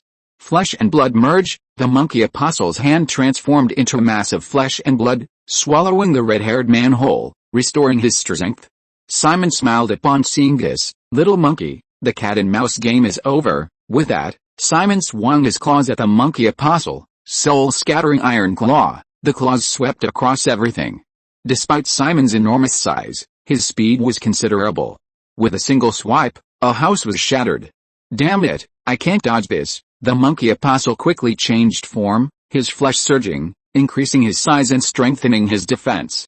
The claws swung down, and the monkey apostle had no way to avoid them, only able to grit his teeth and withstand the attack. Fortunately, Simon had already exited the Kayakan state, only using the lightning bolt to enhance his power. Even so, Simon's attack was not to be underestimated. The claws struck, and the monkey apostle used all his strength to defend. The sharp, pointed iron claws easily destroyed the hastily constructed defenses of the monkey apostle. Because time was of the essence, the monkey apostle hadn't yet regained its battle-ready apostle form, its size increasing by less than 50 meters. This single claw strike snapped the monkey apostle in two. Though cut in half, the monkey apostle didn't die. He struggled to control his body, trying to reassemble his separated upper and lower halves. The Blood Church is disgusting, but this black dragon is far too powerful. Our immediate priority is to drive it out of the royal city. We need to set aside our prejudices and cooperate with this monkey to have the power to fight the black dragon, Lady Mary said, her brow furrowed, though her words still carried a somewhat humiliating tone for their two devout followers. Juzing took a deep breath. He loathed the Blood Church, but with a formidable enemy at hand, they needed the power of the giant red monkey. "Haha, little monkey, now you can't escape," Simon laughed. The monkey apostle continued to repair its body, trying to reassemble its separated upper and lower halves, but this would take time. Repairing his body prevented him from returning to his peak size of 100 meters. Simon stepped forward and grabbed the monkey apostle. "Wait, what do you want to do?" the monkey apostle exclaimed in shock. He struggled with all his might, but he was now severely injured, his strength reduced to less than 1/10, and he was no match for Simon's grip. "What am I doing? After fighting for so long, I just want to fill my stomach." Simon licked his lips with his thick tongue. Then, to the monkey apostle's horrified gaze, Simon forcibly tore off his lower body, which he had managed to reassemble. The monkey apostle was carelessly discarded by Simon like trash. Under the watchful eyes of countless people in the royal city, Simon devoured the monkey apostle's lower body in a few bites, devouring the lower body of the legendary monkey apostle of the blood god. Size plus 15 meters, Simon's size increased, and his strength grew. His transformation was observed by 3 legendary powerhouses. The monkey apostle was terrified. You're devouring me." Lady Mary and Zhu Xing were also anxious. "This black dragon even possesses the ability to devour. We must act immediately, otherwise, once it devours the red giant monkey, we'll have no chance of winning." Without hesitation, the 2 legendary human powerhouses instantly appeared before Simon. However, Simon didn't take them seriously. Their auras were too weak, even combined, they weren't as strong as him.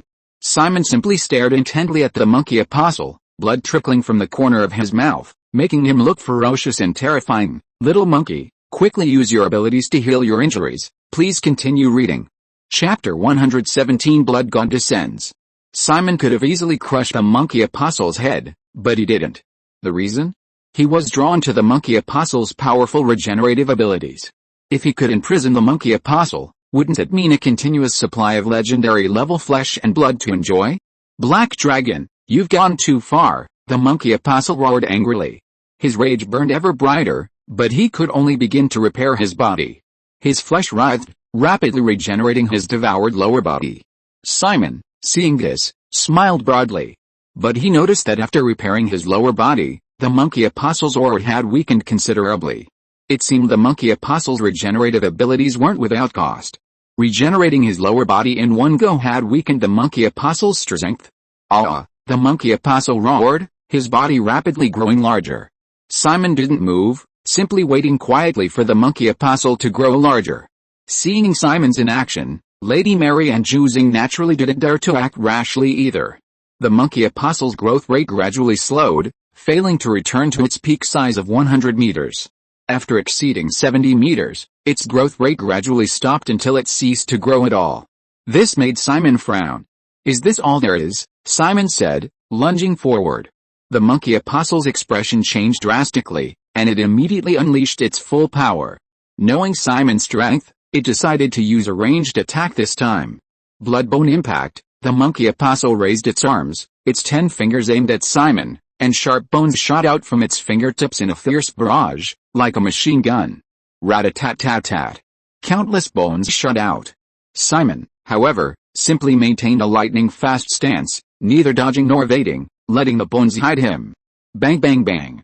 However, these bones could only break Simon's scales, causing him little damage. "Your power has weakened so much, little monkey, you disappoint me greatly." Simon shook his head, continuing his attack on the monkey apostle. "Don't be afraid, we're here to help you," Lady Mary shouted. "Let's work together to fight this black dragon and drive him out of the royal city." Zhu Xing proposed a cooperative scheme.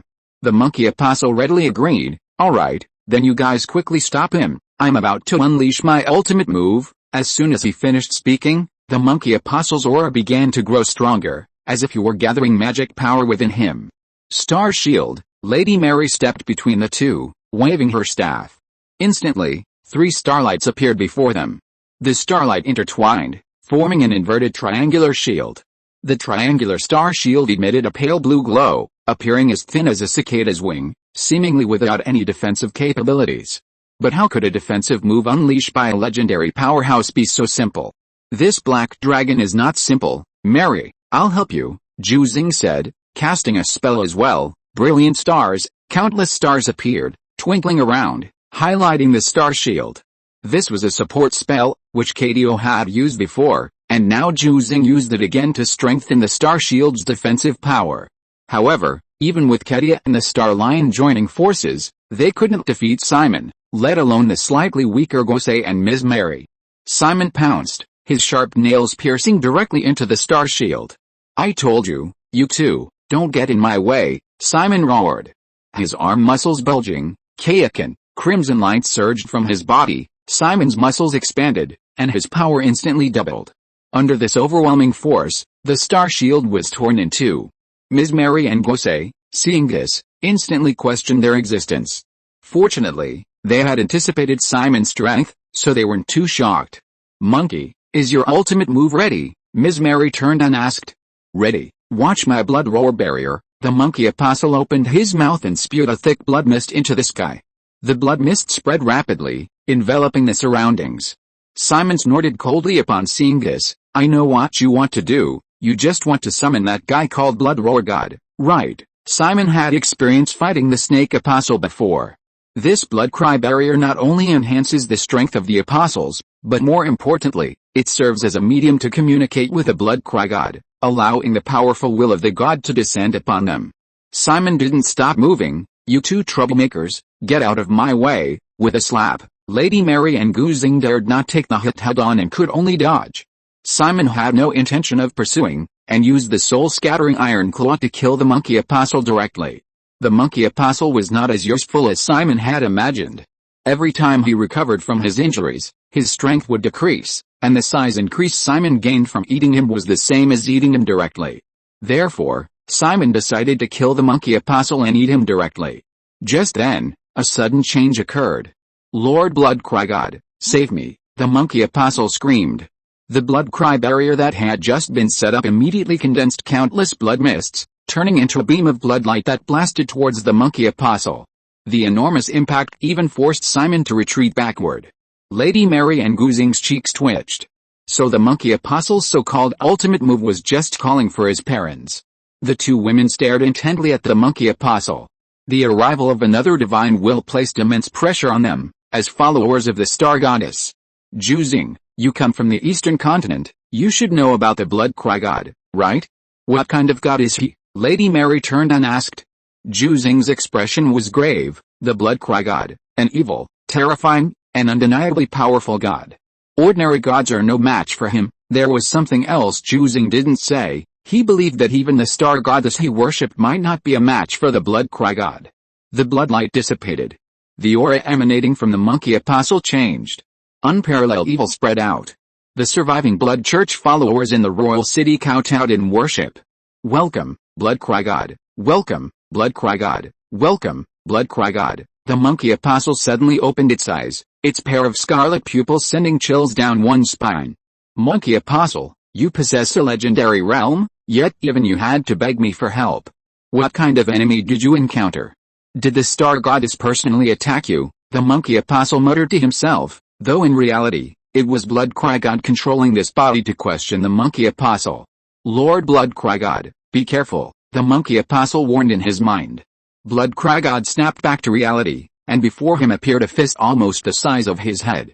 Bang! Blood Cry God's head snapped back to reality from the blow. "Hey, brother Blood Cry God, long time no see. Let me give you a good beating." Simon grinned, then began relentlessly punching Blood Cry God.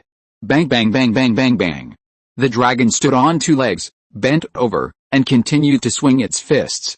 The monkey, possessed by the god, was completely dumbfounded as it took the beating. All the followers of the blood church were even more dumbfounded. "Why is our god being beaten up one-sidedly?" Please continue reading, please. Chapter 118. Our god is getting beaten up. How is this possible? How could our god be being attacked? Countless followers of the blood church were now questioning their very existence. They couldn't believe it. They couldn't even accept that the blood-red giant monkey being attacked was their god. But the undeniable aura emanating from the monkey forced them to believe it. "Black Dragon! It's you again!" Blood Cry God roared in fury, his powerful aura erupting, causing all the extraordinary beings in the entire royal city to tremble. Even Simon was affected, his movements slowing by a beat. This gave Blood Cry God an opportunity. He controlled the monkey apostle's body and swung his palm at Simon. Burning blood palm, blood burned on his palm, his power even greater. A contest of strength, huh? Let me see the power of this so-called god. Simon was not afraid at all and also swung his palm to meet the attack. Bang! Bang! Two loud sounds rang out. The power of the god, having been possessed, had greatly increased, actually matching Simon's power even after he used the cunning. You black dragon, you truly surprise me. To grow to this level in such a short time, no wonder you have such an arrogant personality. But so-called geniuses and prodigies are merely the threshold to meet me. Black dragon, you are not worthy. Blood roar God roared, unleashing another palm strike. This palm strike was imposing and incredibly violent. Simon felt that if it had him, the consequences would be unimaginable. But, so what? Why should I, Simon, fear the mere will of a god? 4 times cunning, Simon roared inwardly. Simon's power doubled once again, and he threw a punch. The impact of fist and palm colliding created a shockwave that blew away the surrounding houses. Boom! The scales on Simon's arm shattered rapidly, like triggering dominoes, leaving his entire arm covered in blood. With Simon paying such a price, Blood Roar God naturally wouldn't fare any better. With a single punch, Blood Roar God's entire palm was blasted apart, turning into countless pieces of flesh that fell to the ground. HMPH, I underestimated you. Blood Cry God glanced at his shattered hand. Merely glancing at it, the chunks of flesh on the ground miraculously returned to his palm, instantly restoring him. How, I overestimated you. So-called gods are nothing more than this. Simon launched a sarcastic attack. Blood Cry God's face darkened. Arrogant fool, blasphemy against a god is a capital offense. With that, Blood Cry God opened his blood-red maw, spitting out skulls. Wailing souls, the skulls emitted chilling howls, lunging at Simon. Child's play. Don't bother with such things. Simon raised his injured arm. Scales fell to the ground, blood dripping from his fingertips. Flying blade blood claw, with a flick of his arm, drops of dragon blood transformed into sharp blades, instantly obliterating all the skulls, their remaining power continuing to attack Blood Cry God. Blood Cry God sneered, using blood attacks in front of me? You're just showing off your limited skills before an expert. Absolutely audacious. Blood Cry God opened its maw and inhaled sharply, sucking Simon's flying blood claws into its body. What delicious blood, Blood Cry God groaned contentedly.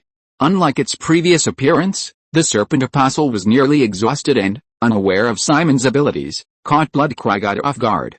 This time, however, the monkey apostle was not only stronger than the serpent apostle, but also clearly had more stamina, giving Blood Cry God more room to unleash its power. It was as if Blood Cry God was a vast ocean, the serpent apostle a broken cup, and the monkey apostle a nearly intact bucket. The amount of power they could contain from Blood Cry God was obviously different. God, huh?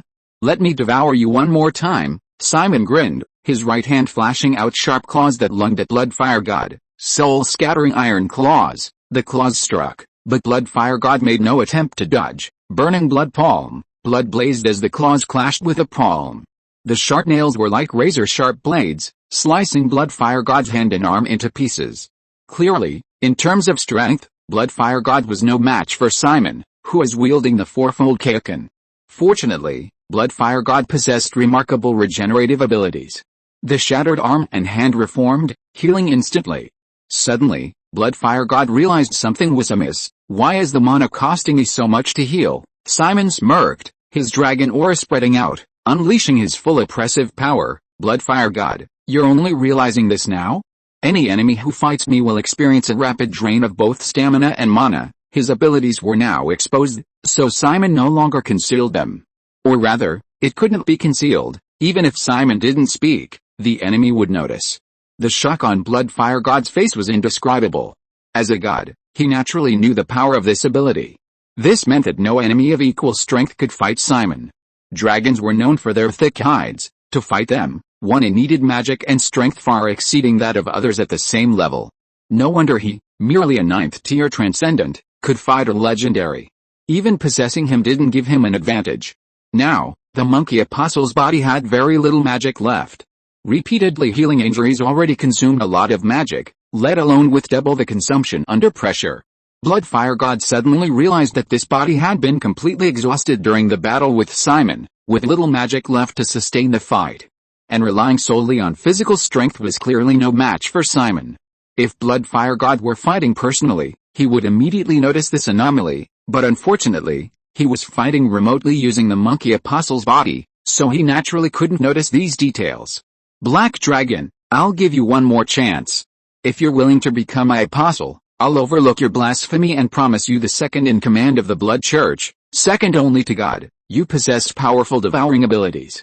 Join my Blood Church, and you'll have endless powerful beings to feed on. Surpassing even legends and becoming a demigod is just around the corner. Bloodcry God was once again captivated by Simon's potential and extended an invitation. Simon naturally refused. I have no interest in being a coward subordinate. If your true form dared to personally invite me from the southern continent, perhaps I'd consider it. As for now, just wait to die. Simon raised his right hand, crimson lightning raging, and the ancient dragon lightning spear instantly materialized. Bloodcry God, far from being angry, laughed loudly. Ha ha ha, Black Dragon, remember what you said today. I'll come looking for you. As for this body, if you want it, it's yours. The god's will faded. The monkey apostle, having regained control of his body, was filled with bewilderment. No, Blood God, I called you here to save me. What's with handing me over to the Black Dragon? This is utterly disheartening. Before the monkey apostle could react, the ancient dragon lightning spear had already pierced his body. The lightning raged, and even with the monkey apostle's powerful regenerative abilities, he couldn't withstand the damage inflicted by the red lightning. His life force gradually faded, the monkey apostle's pupils dilated, empty and lifeless. The blood desecration curse on your body has disappeared. With the monkey apostle's death, Blood God also lifted the curse left on Simon. I was just saying it casually. He wouldn't actually come to the southern continent, would he? I have no intention of becoming someone's underling. Simon scratched his head and muttered. Never mind, now it's time for a feast. Simon swallowed hard and greedily reached for the monkey apostle's corpse. Please continue reading. Please turn the page after you finish reading. Chapter 119 Lord Star Lion, let's join forces to drive away the Black Dragon. Oh no. The Black Dragon is planning to eat the monkey. We must stop him, or we'll be no match for him, Lady Mary shouted anxiously. She quickly waved her staff, sending out a meteor. The meteor expanded rapidly in the air, becoming the size of a house by the time it reached Simon. Simon snorted and casually shattered the meteor with a single palm strike. I hate being disturbed while I'm eating, so are you two ready to meet your deaths? Because the Moor City was the territory of the Star Goddess, he hadn't intended to harm the two, but they insisted on showing off in front of him. Even an uncle could tolerate it, but an aunt couldn't. Simon angrily bit off the monkey apostle's head and began to chew voraciously, wolfing down his food, as if afraid someone would steal it from him. Stop him, Lady Mary shouted. She and the two, Juzing and Qi, joined forces to launch an attack, countless starlights surging forth, their attack dazzling and magnificent. It was breathtaking, like a galaxy descending from the sky. Showy but impractical magic. Simon immediately curled up, his enormous dragon wings enveloping his body. He looked like a giant black egg. Mary and her companion were anxious, relentlessly unleashing attack magic in an attempt to break through Simon's defenses. Mary, calm down.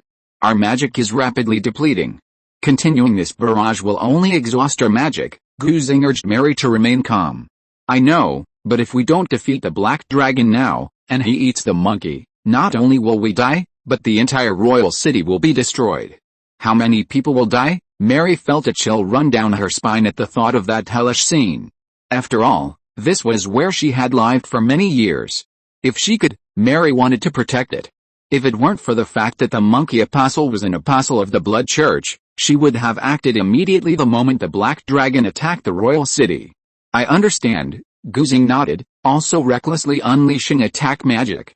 However, although they were legendary powerhouses, their attacks were still far too weak against Simon, who had activated the fourfold Kaken. Even more alarming, they discovered that the dragon egg Simon had transformed into was constantly growing larger. Undoubtedly, Simon was devouring the monkey apostle. However, the monkey apostle was quite large, and it would take Simon some time to completely devour it. The two exchanged glances, understanding each other's thoughts through their eyes. It seems we can only wake Lord Xianquan. Yes, only by joining forces with Lord Xianquan can we have the power to fight the Black Dragon. Thinking this, Lady Mary immediately flew towards the Star Tower. In a short while, Mary returned with the so-called Lord Xianquan. If Simon opened his wings, he would see that the Lord Xianquan before him was none other than the Star Lion, with whom he had shared a blood relationship and was very close. What is this thing? Star Lion Xianquan asked, puzzled. The two answered truthfully, Lord Xianquan, this is a black dragon. He is attacking the royal city. Please intervene and drive him out of the royal city." Hearing the words Black Dragon, Star Lion Xianquan was immediately startled. His heart trembled, sensing something was amiss.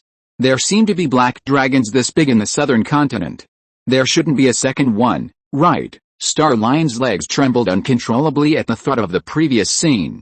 Just then, the dragon egg stopped growing. Legendary monkey apostle who devoured the blood god, size plus 30 meters. Simon's size has now successfully broken through to 200 meters. However, he hasn't reached the legendary realm. It seems that with Simon's strength, he needs even more power to reach the legendary realm. Oh no, he's stopped growing. He's probably completely devoured the monkey. We must join forces to deal with him, Lady Mary screamed. Juzing nodded slightly. The two of them cast spells together, continuously bombarding Simon. But Star Lion Xianquan remained motionless for a long time. Lord Xianquan, what are you doing? Why aren't you joining us? Yes, Lord Xianquan, if we don't defeat the Black Dragon, the entire royal city will become a hell, the two urged. But Star Lion Xianquan's legs trembled even more violently. I'm not feeling well today, so I'll take my leave first, Star Lion Xianquan stammered. The two paused, looking at Star Lion with strange eyes. Lord Xianquan, what nonsense are you talking about? You're not only a legendary powerhouse, but also a star-type physique created by the goddess. How could you be unwell? Just then, the dragon egg below stirred. Its wings slowly unfurled, and Simon, having finished devouring, landed on all fours, arching his back like a cat and stretching lazily. Suddenly, Simon's movements faltered. Huh? This aura feels familiar. Simon looked up and saw Star Lion standing beside Lady Mary and juxing. Just as Simon looked up, Star Lion also noticed him. You two bastards, I'll curse your whole family, crap, a type of plant. Without thinking, Star Lion turned and ran. Its figure transformed into a streak of light, unleashing its full power, instantly escaping 100 meters away. That thing, didn't I eat it? It's resurrected, Simon wondered. But I don't mind having another dessert. Simon smiled greedily, ignoring Mary and Juzing, and leaped into the sky, flapping his wings to chase after the Star Lion. The Star Lion transformed into a streak of light and fled at high speed, while Simon transformed into a streak of red lightning and chased after it at lightning speed. 3,000 thunderbolts? Simon's speed was extremely fast. One lion and one dragon, one fleeing and one chasing. Both were extremely powerful beings, even among the best in the legendary realm. In just a few minutes, they flew tens of thousands of meters away. To survive, the Star Lion circled back to the Star Tower in the Nur City. He stood at the top of the tower, looking at Simon with fear in his eyes. Black Dragon, I gave you the demigod level magic item, and you've already killed me once. Our grudges are long settled. When Mary and Juzing heard this, their eyes almost popped out of their sockets. What? Lord Xianquan was actually killed by this black dragon, and even his demigod level magical artifacts were stolen. Simon grinned, revealing 2 rows of bloodied teeth, his smile cruel and ferocious. Legendary level food is rare indeed. In this world, there are no grudges or right and wrong, only strength. The strong oppress the weak, extracting wealth, power, and authority from them, thus making the strong stronger and the weak weaker. I don't know how you were resurrected, but that's not important. Star Lion trembled, resorting to his last resort. Goddess, save me, please, please. Chapter 120 Stargirl XX.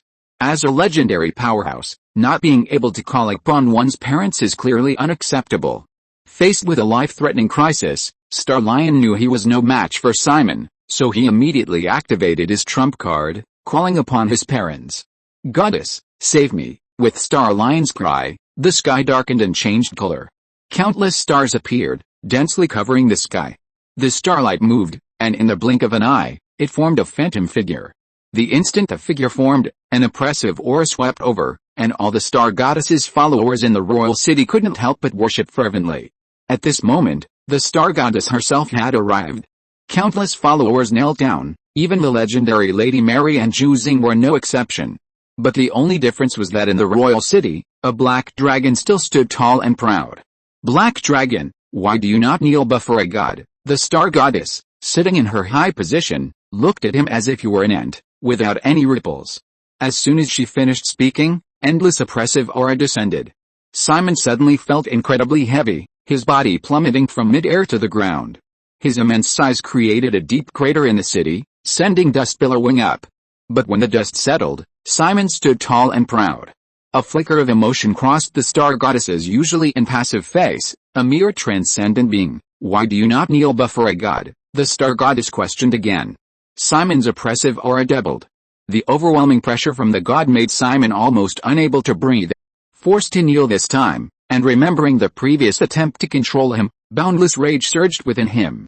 Simon roared, "Star bitch, you're not worthy to make me kneel." Simon's muscles bulged, lightning crackled, and red light blazed.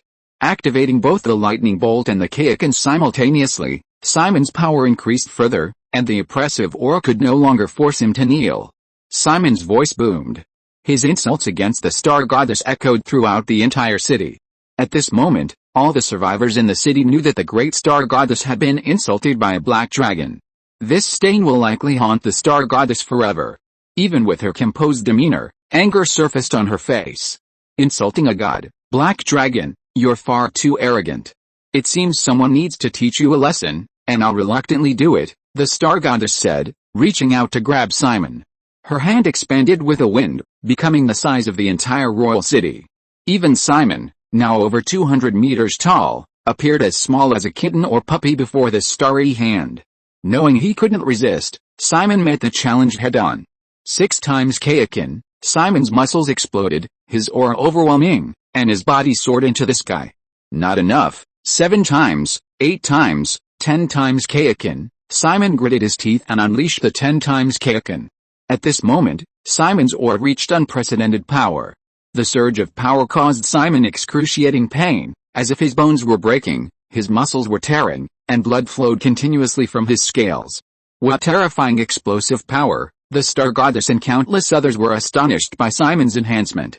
Pain surged throughout his body, which Simon could only endure. Fortunately, his willpower was strong, otherwise, he would have long since fainted from the agony.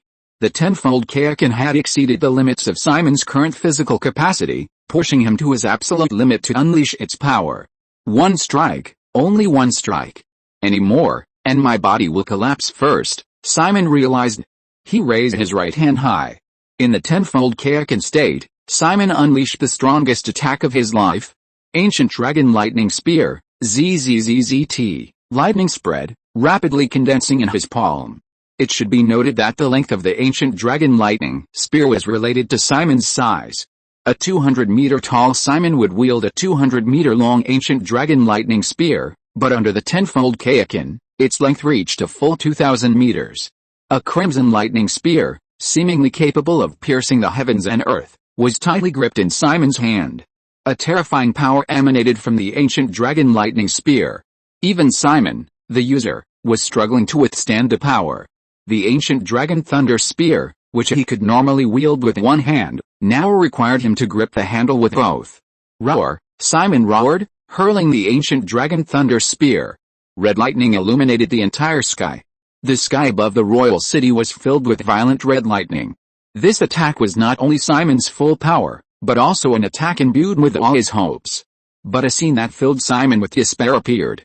It is indeed commendable that a mere 9th-tier transcendent can unleash such power, but to try and contend with a god is like an ant trying to shake a tree, the star goddess calmly stated. With a single squeeze of her large hand, she crushed the Ancient Dragon Thunder Spear. Not only that, but even the lightning shockwave from the explosion was annihilated by the starry hand. Simon's pupils constricted, the red light of his tenfold Kaioken and the lightning flashes vanished, and he collapsed helplessly to the ground. Is this the power of a god? If I had more time to develop, I might not be any worse than her, Simon thought with some resentment. The giant hand of starlight continued to approach. Just as the giant hand of starlight was about to touch Simon, endless darkness burst forth from Simon's body. "Ha ha ha, little black dragon, I really like what you said, star bitch, I love that title," a hearty laugh rang out. Darkness enveloped Simon, isolating him from the giant hand of starlight. Not only that, Simon also discovered that his strength and injuries were constantly being repaired in the darkness. The star goddess's face was ugly, her eyes blazing with fire. Goddess of the night. In the darkness, Simon saw a blurry figure. He couldn't see the other person's appearance, but he knew that the other person was the one who had awakened him from the control of the star tears last time. The goddess of night smiled, "Little black dragon, your potential is great. Most importantly, your words just now pleased me greatly, so let me give you a word of advice. Remember, divinity is the foundation, and faith is power. When you possess power, you will be able to see the true face of this world." After the goddess of night finished speaking, the darkness no longer enveloped Simon, but instead drifted towards the goddess of stars in the sky. The goddess of stars was clearly very wary of the goddess of night. Her figure gradually faded, unwilling to confront the goddess of night. The goddess of night, of course, would not let the goddess of stars go, and immediately gave chase. The two goddesses arrived quickly and departed just as quickly. The scene fell into deathly silence. Everyone was stunned. No one had expected that not only had the black dragon not been killed by the goddess of stars, but that the goddess of stars had been forced to flee. Now, with its strength and injuries fully recovered, the black dragon, without the goddesses restrained, began to act recklessly. "Now, I am very angry, and the consequences will be severe. The goddess of the stars tried to kill me but failed, and in my anger, I will vent this rage on all the followers of the goddess of the stars. The three of you will die, and all the followers of the goddess of the stars in the royal city will also die. I will destroy the entire royal city, and anyone who does not want to die can lie by offering up the head of a follower of the goddess of the stars." Chapter 121 3000 Thunder Illusions. Simon's face was ashen, cold as ice. His entire being was consumed by rage, his killing intent palpable. Only slaughter could quell his fury. "Run!" Star Lion Cheyenne Kun turned and fled without hesitation. Lady Mary and Juxing were a beat slower, but they reacted quickly. The two women and the lion were perfectly in sync. They fled along three separate routes. No matter how Simon pursued, at least one of them would survive. "HMPH, you three think you can escape?" Simon glanced at the royal city below. During the battle with the monkey apostle, the apostle had used his power to summon a large amount of flesh from the arena beneath the royal city and command the Blood Church followers to carry out the carnage. Therefore, without Simon even lifting a finger, the entire royal city was already ravaged by the Blood Church. Simon glanced around and found that very few parts of the royal city remained intact. Only the star tower in front of him was still relatively unscathed.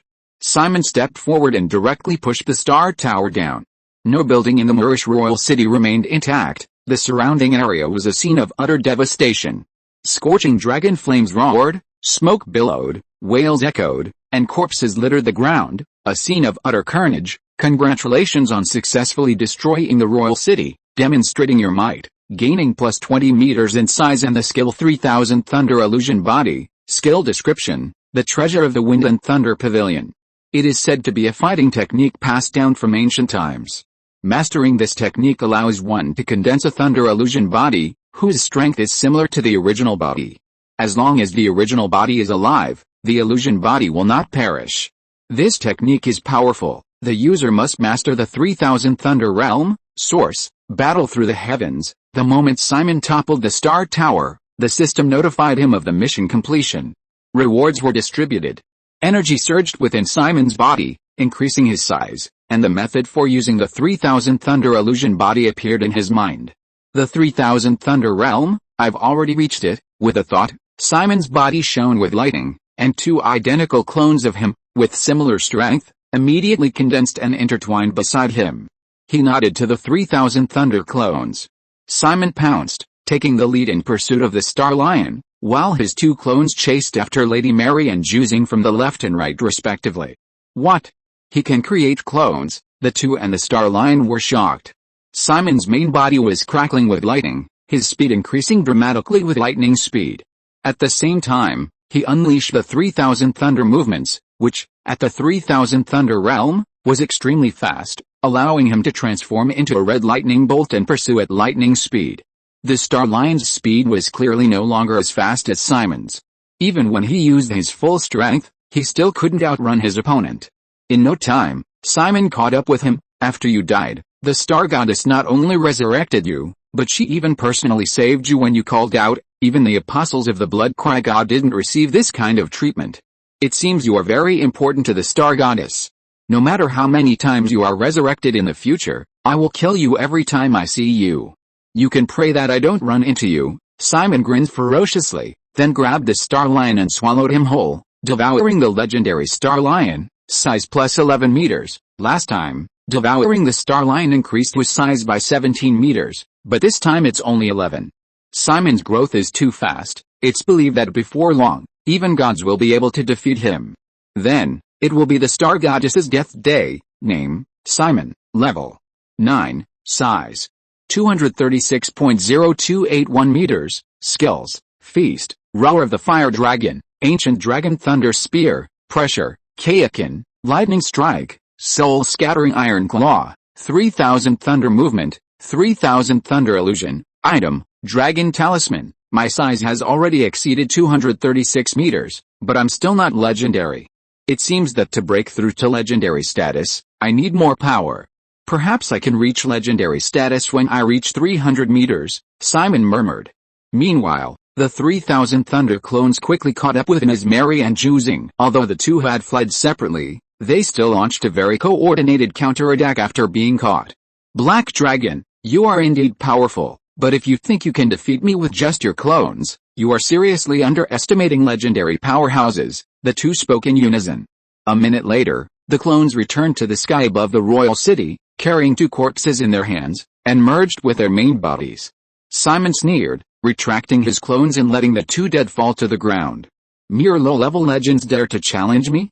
If they weren't human, I would devour you in one bite. Legends are not divided into realms, but there are strong and weak. Simon decided to call those who couldn't defeat him low-level legends, those who fought him to draw mid-level legends, and those he couldn't defeat, legendary seniors. Simon landed in the royal city. He landed on all fours, his broad dragon wings folded. His eyes were ruthless, his face fierce. Now tell me, who among you wants to live? Simon's tone was like a demon from the abyss, capable of dragging people down with him. People had not forgotten what Simon had just said. This black dragon, capable of defying even the gods, was about to slaughter all life in the city of Moor. Only those who offered the heads of the star goddess's followers could survive. Maya, you're a follower of the star goddess, aren't you? You even wear a star badge on your chest. Someone severed a friend's head with a single stroke. Grandma, you're a follower of the star goddess too, aren't you? I saw you praying to her at church. Someone reached out a monstrous hand to the kind neighbor. What are you doing? I'm your older brother, darling. To save my life, give me your head, okay? Voices echoed. Screams, wails, roars. Emotion surged. Blood and cries intertwined, painting a beautiful picture, vividly depicting the wickedness of humanity. Family, lovers, friends, in the face of death's terror, everything would be abandoned. Even those who valued it couldn't withstand the power of the masses. Simon smirked. At that moment, the curtain rose. The performance called Slaughter began. The heads of the star goddess's followers were quickly piled up before Simon. Heads piled high, like a pyramid, lay before him. Simon glanced at them and ignored them. 3 legendary subordinates of the star goddess were dead, and countless followers had been beheaded. Simon's anger finally subsided. My lovely followers, come here, I'll take you home, Simon said, offering what he thought was a kind smile. The followers trembled as they approached. Even with Simon's amiable demeanor, the pile of skulls beside him instilled fear in them. Even Yulina, a 7th-tier transcendent being, was no exception. She felt awe at Simon's power and terror at his brutality. At this moment, she regretted her choice. Should she have run away with Yuka? Following such a cruel master, she didn't know when her life would be in danger. Please continue reading. Turn the page after you finish reading, please. Chapter 122. You are truly a merciful black dragon. Yulina, are you afraid? Simon noticed Yulina's unsteady steps. Yulina blushed upon being discovered, but then paled again. Simon chuckled. No need to be afraid. I'm quite gentle with my own people. You've had a hard time getting to the royal city. As a reward, you can take whatever you want, money, food, or even spellbooks and combat manuals. I'm in charge of the entire Moor royal city now. Take whatever you want. I'm sure these people will be happy to help you find it. Simon's gaze swept over the survivors of the royal city. The survivors nodded repeatedly. Yes, we'd be happy to serve. These survivors were all cowards who clung to life. After all, how many of those who had their heads cut off were followers of the star goddess? Perhaps they were just killed under some pretext. accused of being followers of the goddess, just to keep themselves alive. The followers' eyes lit up. The little elf Andy shouted excitedly, "Then I want fine wine. Will someone give me the finest wine?" Since arriving in the royal city, he'd frequented various places to gather information about the star goddess, drinking quite a bit. This little elf had actually developed a drinking addiction. "Fine wine? I haven't enjoyed it in so long," Simon said, glancing around. Immediately, someone stepped forward and said, "Great Black Dragon, his family owns a winery." The man pointed at paled. Now that the war in the royal city was over, his winery had a lot of fine wine buried beneath it. He only needed to wait for the Black Dragon to leave so he could make a comeback. He just hadn't expected to be reported. The winery owner looked closely and realized the person who reported him was one of his own employees. However, given the current situation, he could only bite the bullet and step forward to Simon, saying, "Powerful Black Dragon, my family does indeed own a winery. There should still be a lot of fine wine underground, intact. I'll go get it for you right away.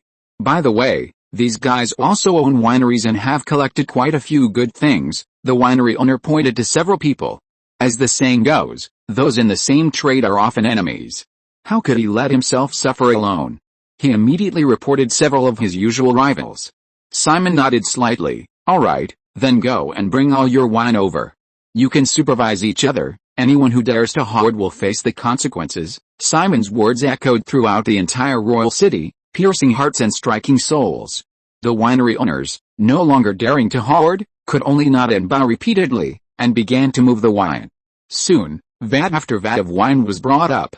Bray, Archie, and Abby, the three lizardmen, exchanged glances, nodded, and quickly discussed what they needed. "Lord Black Dragon, we need spellbooks and combat skill books, the more the better, from first tier to high tier." Compared to the solitary Andy, the three lizardmen were clearly demanding rewards for their tribe. A large number of spellbooks and combat skill books would allow their tribe to produce more extraordinary warriors. Simon thought for a moment, then asked the crowd, "Where's the royal family's magic book storage location in the capital?" "Never mind, asking you is pointless." Simon gazed into the distance. The buildings there were magnificent and grand, but now they were ruins. "That's the direction of the palace. Go find it yourselves. The royal family must have collected many valuable items. Besides, you can also check out the Star Tower." Simon then turned his gaze to Yulina. "My lovely elf queen, what reward do you desire?" Yulina was flattered and flustered. What did you call me?" Simon smiled. When Yulina betrayed her own sister and accepted the elf tribe, Simon had already seen through her ambition. However, due to the tribe's turmoil, Yulina led the tribe to become Simon's followers, which caused dissatisfaction among many elves, so no elf ever called her queen. "Elf queen," Simon repeated, narrowing his eyes. Yulina's breath caught in her throat, her heart pounding wildly. That's the title. Can you say it again?" Yulina looked at Simon with burning eyes. Behind her, the gentle elf stared wide-eyed, speechless. I never expected Yulina to have this side to her. Simon's lips twitched, and he commanded the survivors, "Shout." The survivors, yielding to Simon's tyranny, shouted, "Queen of the Elves, Queen of the Elves." Yulina closed her eyes and spread her arms. At this moment, her long-cherished wish was finally fulfilled. Her mother's favoritism, the injustice of fate, the accumulation of time, and her sister's incompetence, all these had long since made Yulina's desire for the position of Queen of the Elves reach an obsessive level. After a long while, the survivors' voices were hoarse from shouting, and Yulina then gestured for them to stop. Then Yulina turned to face Simon, kneeling on one knee. "Lord Black Dragon, Yulina, swear that I will serve you to the death." Simon nodded. He hadn't expected Yulina to be so easily satisfied. He then turned his gaze to the last attendant present. It was a gentle-looking elf. Simon didn't recognize the other person's name, but still asked with a smile, "What reward do you want?" The gentle elf thought for a moment and replied, "I don't want anything, but could you please spare Yuka's life?" Simon then remembered that Andy had told him about Yuka's betrayal. In fact, after Yuka was betrayed by Yulina, he fled the royal city. After all, he was a 7th-level extraordinary mage, and he was determined to escape. It would be difficult for Yulina, also a 7th-level extraordinary mage, to keep him. "Let Yuka go?" "Sure, if that's all you ask for, then I'll grant your wish." Simon mercifully let Yuka go. The 7th level extraordinary Yucca posed no threat to Simon. Letting him go was no problem at all. Even if you were eaten, it wouldn't increase his size much. Simon's current diet was all aimed at legendary levels. Foods below his own strength would only result in a shrinking increase in size. Even if he ate Yucca, he would probably only increase his size by 2 meters at most, which wasn't enough. Thank you, you are truly a merciful black dragon. The gentle elf patted her chest as she uttered these words, and the scene fell into dead silence. Countless people looked at the gentle elf with strange eyes. Are you blind? Where is the mercifulness in this black dragon? Didn't you see the huge pile of heads around him? The same thought flashed through countless minds simultaneously. But no one dared to speak aloud. Simon chuckled, you are also a very kind elf. At this moment, the lizardman returned carrying large and small bags. Lord Black Dragon, although the palace and the Star Tower were destroyed, quite a few magic books and combat skill books are still intact, Abby said excitedly. The old lizardman felt even more fortunate to be able to follow Simon. If you are listening to this novel on a channel other than Fanfic World, it means it was downloaded and re-uploaded without effort. We warmly invite you to visit our channel, Fanfic World. There you will find the original version of this story and many other novels of various genres. We look forward to seeing you dive into a world of incredible novels. Chapter 123 Simon's Goal. Night fell. Thick clouds covered the sky, preventing sunlight from reaching the earth. Windmill Town, a simple, rustic town, was famous for the giant windmill atop every house. However, recently, this peaceful village had been disturbed. A massive vampire castle had appeared outside the town. And with the castle's appearance, young girls in the village began to mysteriously disappear. This caused widespread panic in Windmill Town. But the problem wasn't too serious. Many adventurers had come upon hearing the news, determined to kill the vampire and save the town. At this moment, the church in the town center was brightly lit. Sister Lilia knelt on the ground, her hands clasped together, praying to her deity, Great Star Goddess, please bless those adventurers, so that they may return safely, she prayed devoutly. This was not just her prayer, but also her method of cultivation. Being a nun was a special profession, capable of casting powerful prayer magic through faith, and this magic was related to the nun's faith. Sister Lilia worshipped the star goddess, thus granting her the ability to cast star prayer magic. The more devout her faith, the greater the power of her prayer magic. Furthermore, the nun's own strength would slowly increase as she prayed. For example, at this moment, Sister Lilia was in deep prayer. Starlight constantly emanated from her body. This starlight, as Lilia continued to pray, would merge into her body, enhancing her magical power. But just as the nun was immersed in prayer, a man with a deathly pale face, as white as frost, hung from the ceiling of the church. He grinned, revealing a pair of sharp fangs. I smell the scent of fresh virgin blood. Inside the city of Moor. Simon spread his palms. Simon was now a full 200 meters tall. His open palms alone were large enough to hold dozens of people, more than enough to accommodate his entourage. At Simon's urging, his entourage stood on his palms and filled the wine jars. Hold on tight, with a command, Simon bent his knees and then surged into the air. Whoa! He's so fast, Andy screamed. Stop yelling. Hold on tight, don't get blown away, Bray shouted. I know some gravity magic, let me handle this, Abby, holding her legendary staff, chanted a spell. The group immediately felt a sudden weight on their bodies.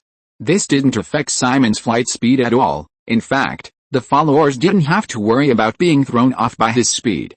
Standing in Simon's palm, the followers gazed into the distance, their impression of his power deepening.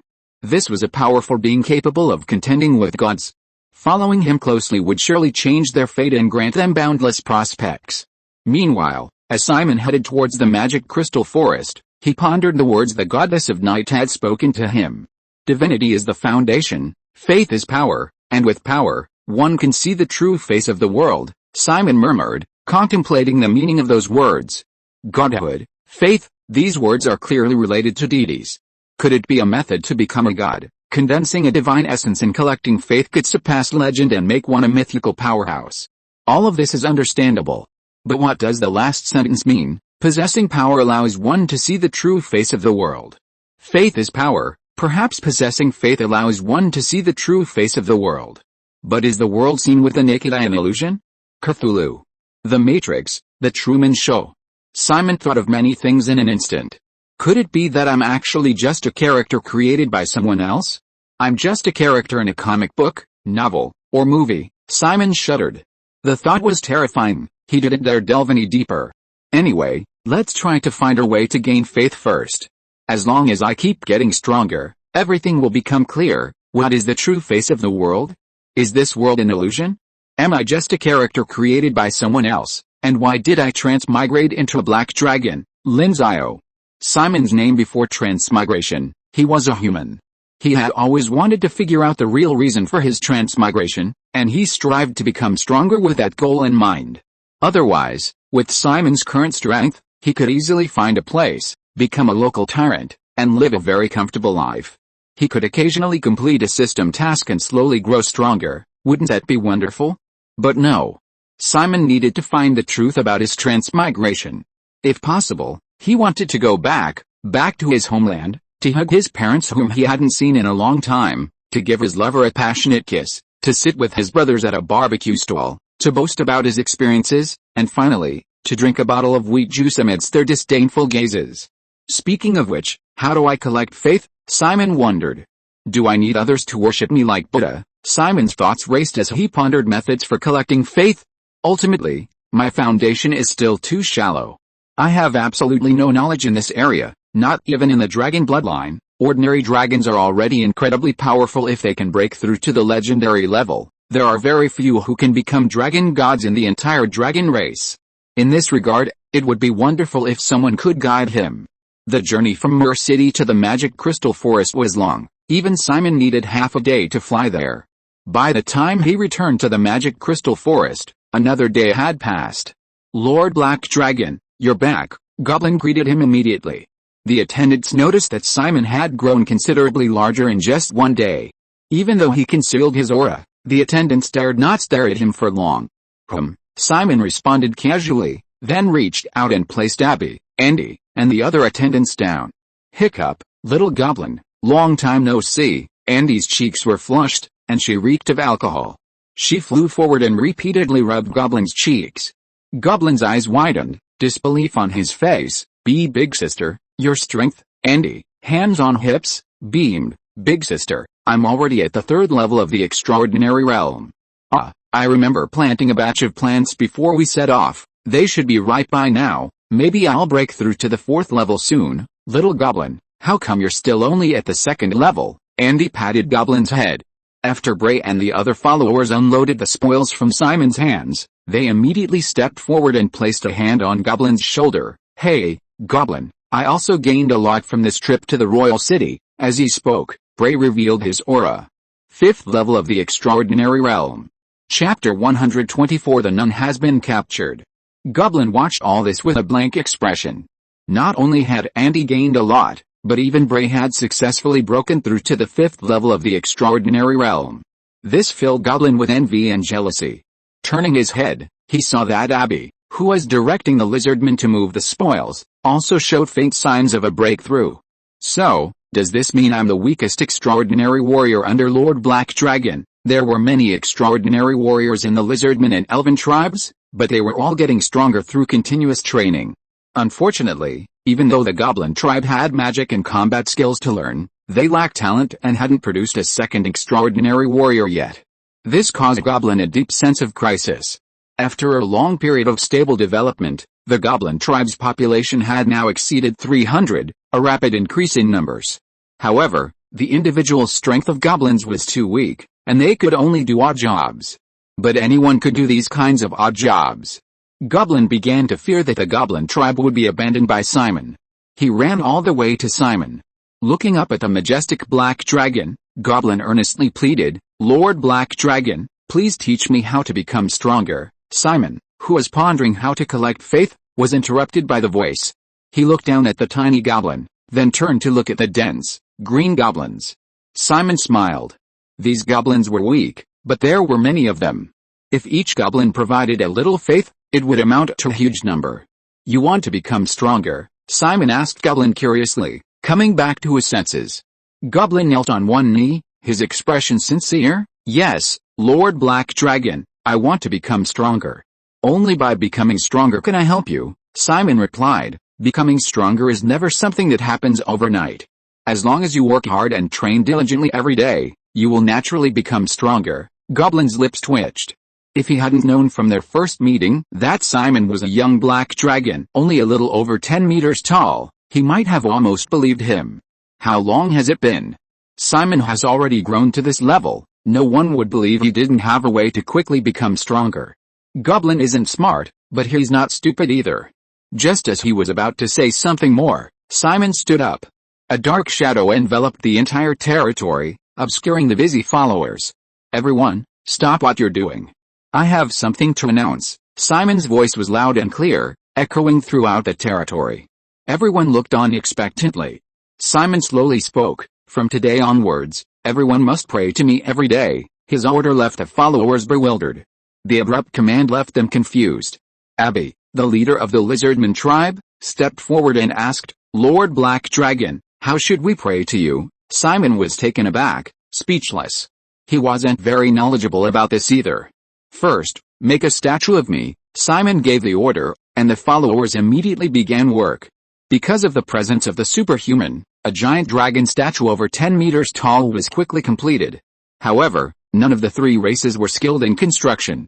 The sculpted stone statue, far from lifelike, barely resembled a dragon and failed to convey Simon's majesty. Even Simon fell silent upon seeing this utterly devoid of authority. His followers seemed aware of the poor quality of their work. Their faces flushed, heads bowed in shame, unable to meet Simon's gaze. Forget it, we'll deal with the statue later, Simon sighed. He had wanted to create a statue of himself, like a Buddha statue, for his followers to worship him daily, the so-called prayer offerings, but this method was currently impractical. It required a race skilled in construction like humans or dwarves to create the statue. Lord Black Dragon, how shall we pray to you next? Abby asked cautiously, afraid of offending him because of the statue. Simon pondered for a moment. Praying is on hold for now. I'll go and find a teacher to instruct you. With that, Simon soared into the sky and disappeared into the horizon. The followers exchanged glances, none understanding Simon's intentions. Only Yulina seemed thoughtful. She turned and began returning to the tribe, perusing some books left behind by the tribe's elders. The elf queen not only needs to build and maintain the secluded barrier, but also constantly increase the loyalty of her people. Now, Lord Black Dragon is also asking us to do the same thing. Isn't it similar? Yulina pondered, but unfortunately, almost all the senior elders in the elf tribe were dead, and most of the records had been destroyed in the battle between Simon and the previous elf queen. Meanwhile, Simon flew high into the sky, flapping his wings as he pondered how to gather faith. Other gouts promote their faith and gather followers. I can do that too, and experiment with my current followers. However, I know nothing about this. How to get my followers to pray to me? I have no idea. So I might find a professional in this field. If possible, he could simply capture a god, and everything would be solved. Unfortunately, Simon couldn't defeat one. However, a less desirable option is to capture the god's followers. Having these followers teach their own followers how to worship them would achieve the same effect. Simon looked down, his gaze settling on a small town. The town was filled with enormous windmills, and in the center stood a tall church. The church was ornately decorated, adorned with countless stars. Clearly, this was a church dedicated to the star goddess. Star goddess, that annoying thing, Simon muttered, swooping down. It was a clear day. Although the residents of Windmill Town were terrified by the presence of vampires, life had to go on. The residents were busy at work. Suddenly, everyone felt the sun disappear. Looking up, all the residents collapsed to the ground in terror. Dragon, dragon, black dragon, my god, how could a black dragon come to our Windmill Town? The residents screamed in terror. Simon ignored them. Even just his massive size, upon landing in the town, crushed many houses. Where is the person in charge of this church? Come out and see me. Simon's tone was domineering as he landed in front of the church and gave the order directly. He simply stood there without moving, yet his entire being exuded a terrifying aura. The townspeople were already stunned. How could they dare to refuse? An old man, holding a cane and supported by several young men, walked shakily to Simon. Lord Black Dragon, the nuns of the church were captured by vampires yesterday. Chapter 125. Who can kill me? Who dares to kill me? Captured by vampires. Simon paused, taken aback. The old man was clearly terrified of Simon. It was already a feat for him to speak. Simon continued, "Isn't there any other person in charge of this church?" A young man with short brown hair beside the old man swallowed hard and mustered his courage to answer, "Besides Sister Lilia, this church only has some orphans she raises." The old man then asked curiously, "May I ask, powerful black dragon, what business do you have with Lilia?" Simon didn't answer. He was considering whether to seek out other nuns or priests. But then he thought, someone kidnapped might not be willing to work wholeheartedly for him. If he rescued her, Sister Lilia, even if not completely devoted, would at least earnestly repay his kindness. So he decided to be a hero and rescue the nun. Of course, that wasn't the main reason. The real reason was that Simon had never seen what a vampire looked like and was very curious. Thinking of this, Simon asked in return, "Where are the vampires?" The old man was both surprised and delighted to hear this. The old man was terrified that Lilia would be targeted by the black dragon, but also pleased that if the black dragon intervened, the vampires would be doomed, and the other kidnapped girls could return home. "There's a castle in the forest to the east, inhabited by vampires," the old man said, pointing with his withered finger, a glimmer of hope in his eyes, wishing the powerful black dragon could kill those damned vampires. Simon nodded slightly, ignoring him, and strode towards the vampire castle. His massive size made each step seem like an earthquake. Meanwhile, inside the vampire castle, a fierce battle was raging. 3 adventurers, weapons in hand, launched a frenzied attack on a man whose face was as pale as snow. Every strike was merciless, each aimed to kill. The 3 adventurers coordinated perfectly, 2 used combat techniques to create openings in the pale-faced man's defenses, while the last one splashed holy water on him. The holy water was like a deadly poison. Just a touch from it corroded the pale-faced man within moments, leaving only his clothes lying on the ground. The 3 exchanged glances. Despite defeating their enemy, none of them smiled. Next is the last room. If we defeat the vampire inside, we can rescue the girls of Windmill Town. The 3 suddenly felt immense pressure. They bore a heavy responsibility. This operation could only succeed. Failure was not an option. The 3 stepped forward and pushed open the door. Creak! The heavy door made a muffled sound. The 3 looked inside. It was a living room. A long dining table was placed in the center, and around it sat many girls. Looking at them, weren't these the girls who had been kidnapped from Windmill Town? "You all need to leave quickly, don't come any closer," Sister Lilia immediately warned. At this moment, a pale-faced man walked up and placed his hand on Lilia's shoulder. He brought his face close to Lilia's ear, revealing sharp fangs. "My lovely nun, your blood is very delicious. I can't bear to kill you directly, but please don't do anything that would offend me." Lilia's delicate body trembled, and she lowered her head, not daring to say another word. "Vampire, release the girls at once, and I'll spare your life," an adventurer shouted. The vampire turned around, waved his hand, and countless blasts of cold air swept out. The adventurer who had spoken was instantly frozen into an ice sculpture. The vampire snorted coldly, his aura overwhelming, and the surrounding temperature plummeted. "I am a peak 3rd-tier vampire. Who can kill me? Who dares to kill me?" The remaining 2 adventurers were all shocked by the vampire's aura. Their faces turned ashen. Peak 3rd tier. No one had expected that there would be a peak 3rd-tier vampire in the small Windmill Town. "I don't like men's blood, you can both die." With that, the vampire prepared to use his technique again to freeze the remaining 2 adventurers into ice sculptures as well. But just then, the roof shook violently and was suddenly ripped off. Sunlight streamed in, causing the vampire to scream in agony, his body billowing smoke. Who tore down my roof?" the vampire demanded, simultaneously shielding his eyes from the sun with his black cloak. The sudden turn of events caught everyone off guard. A massive dragon had suddenly plunged into the castle. "My combat power is 530,000, everyone was stunned. Simon scoffed. "Nobody reacted to this. Alright, which one of you is Sister Lilia?" Simon's gaze swept across the crowd, finally settling on Lilia, who was dressed in a nun's habit. "Hey, aren't you called Lilia?" Lilia was terrified but nodded nonetheless. "Very well, come with me." Simon reached his hand inside. The sturdy castle was like a child's sieve of blocks before Simon, utterly vulnerable. What are you going to do to me?" Lilia cried, tears welling in her eyes. First she was captured by a vampire, and now a black dragon has its eyes on her. Moreover, this black dragon's aura is terrifying. She can't sense its strength at all. Falling into the black dragon's clutches, escape seems impossible. "Do me a favor, and I'll bring you back," Simon explained. Lilia breathed a sigh of relief. It seemed the black dragon was relatively easy to talk to. She laboriously climbed onto the dragon's claw, standing in Simon's palm. "Wait, this is my food," the vampire cried out in resentment. Lilia's blood was the most delicious she had ever tasted. She wasn't willing to let the black dragon take it away like this. Simon glanced at her and saw that she was using a cloak to shield herself from the sun, and the parts of her body exposed to the sunlight were sizzling. He immediately recognized her as a vampire. So this is a vampire. Let me see what she looks like. Simon thought for a moment, put Lilia down, and then picked up the vampire. Pointy ears, white skin, and blood-sucking fangs. It's pretty much what I remember. Simon picked up the vampire, looking it over from left to right, like a child finding a favorite toy.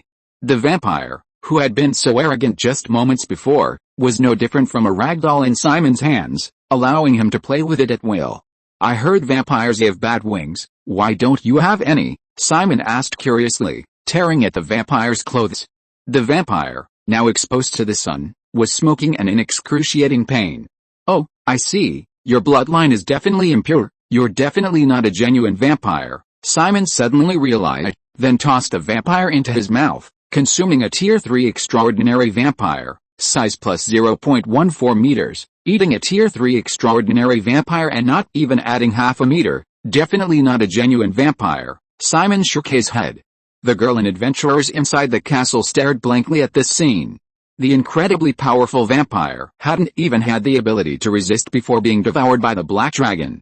End of this chapter. Thank you so much for reading until the end. Don't forget to give it a like. Looking for more exclusive content and immediate access? Subscribe to our Patreon. Remember, every like, subscription or donation encourages us to continue. Thank you all. See you in the next video.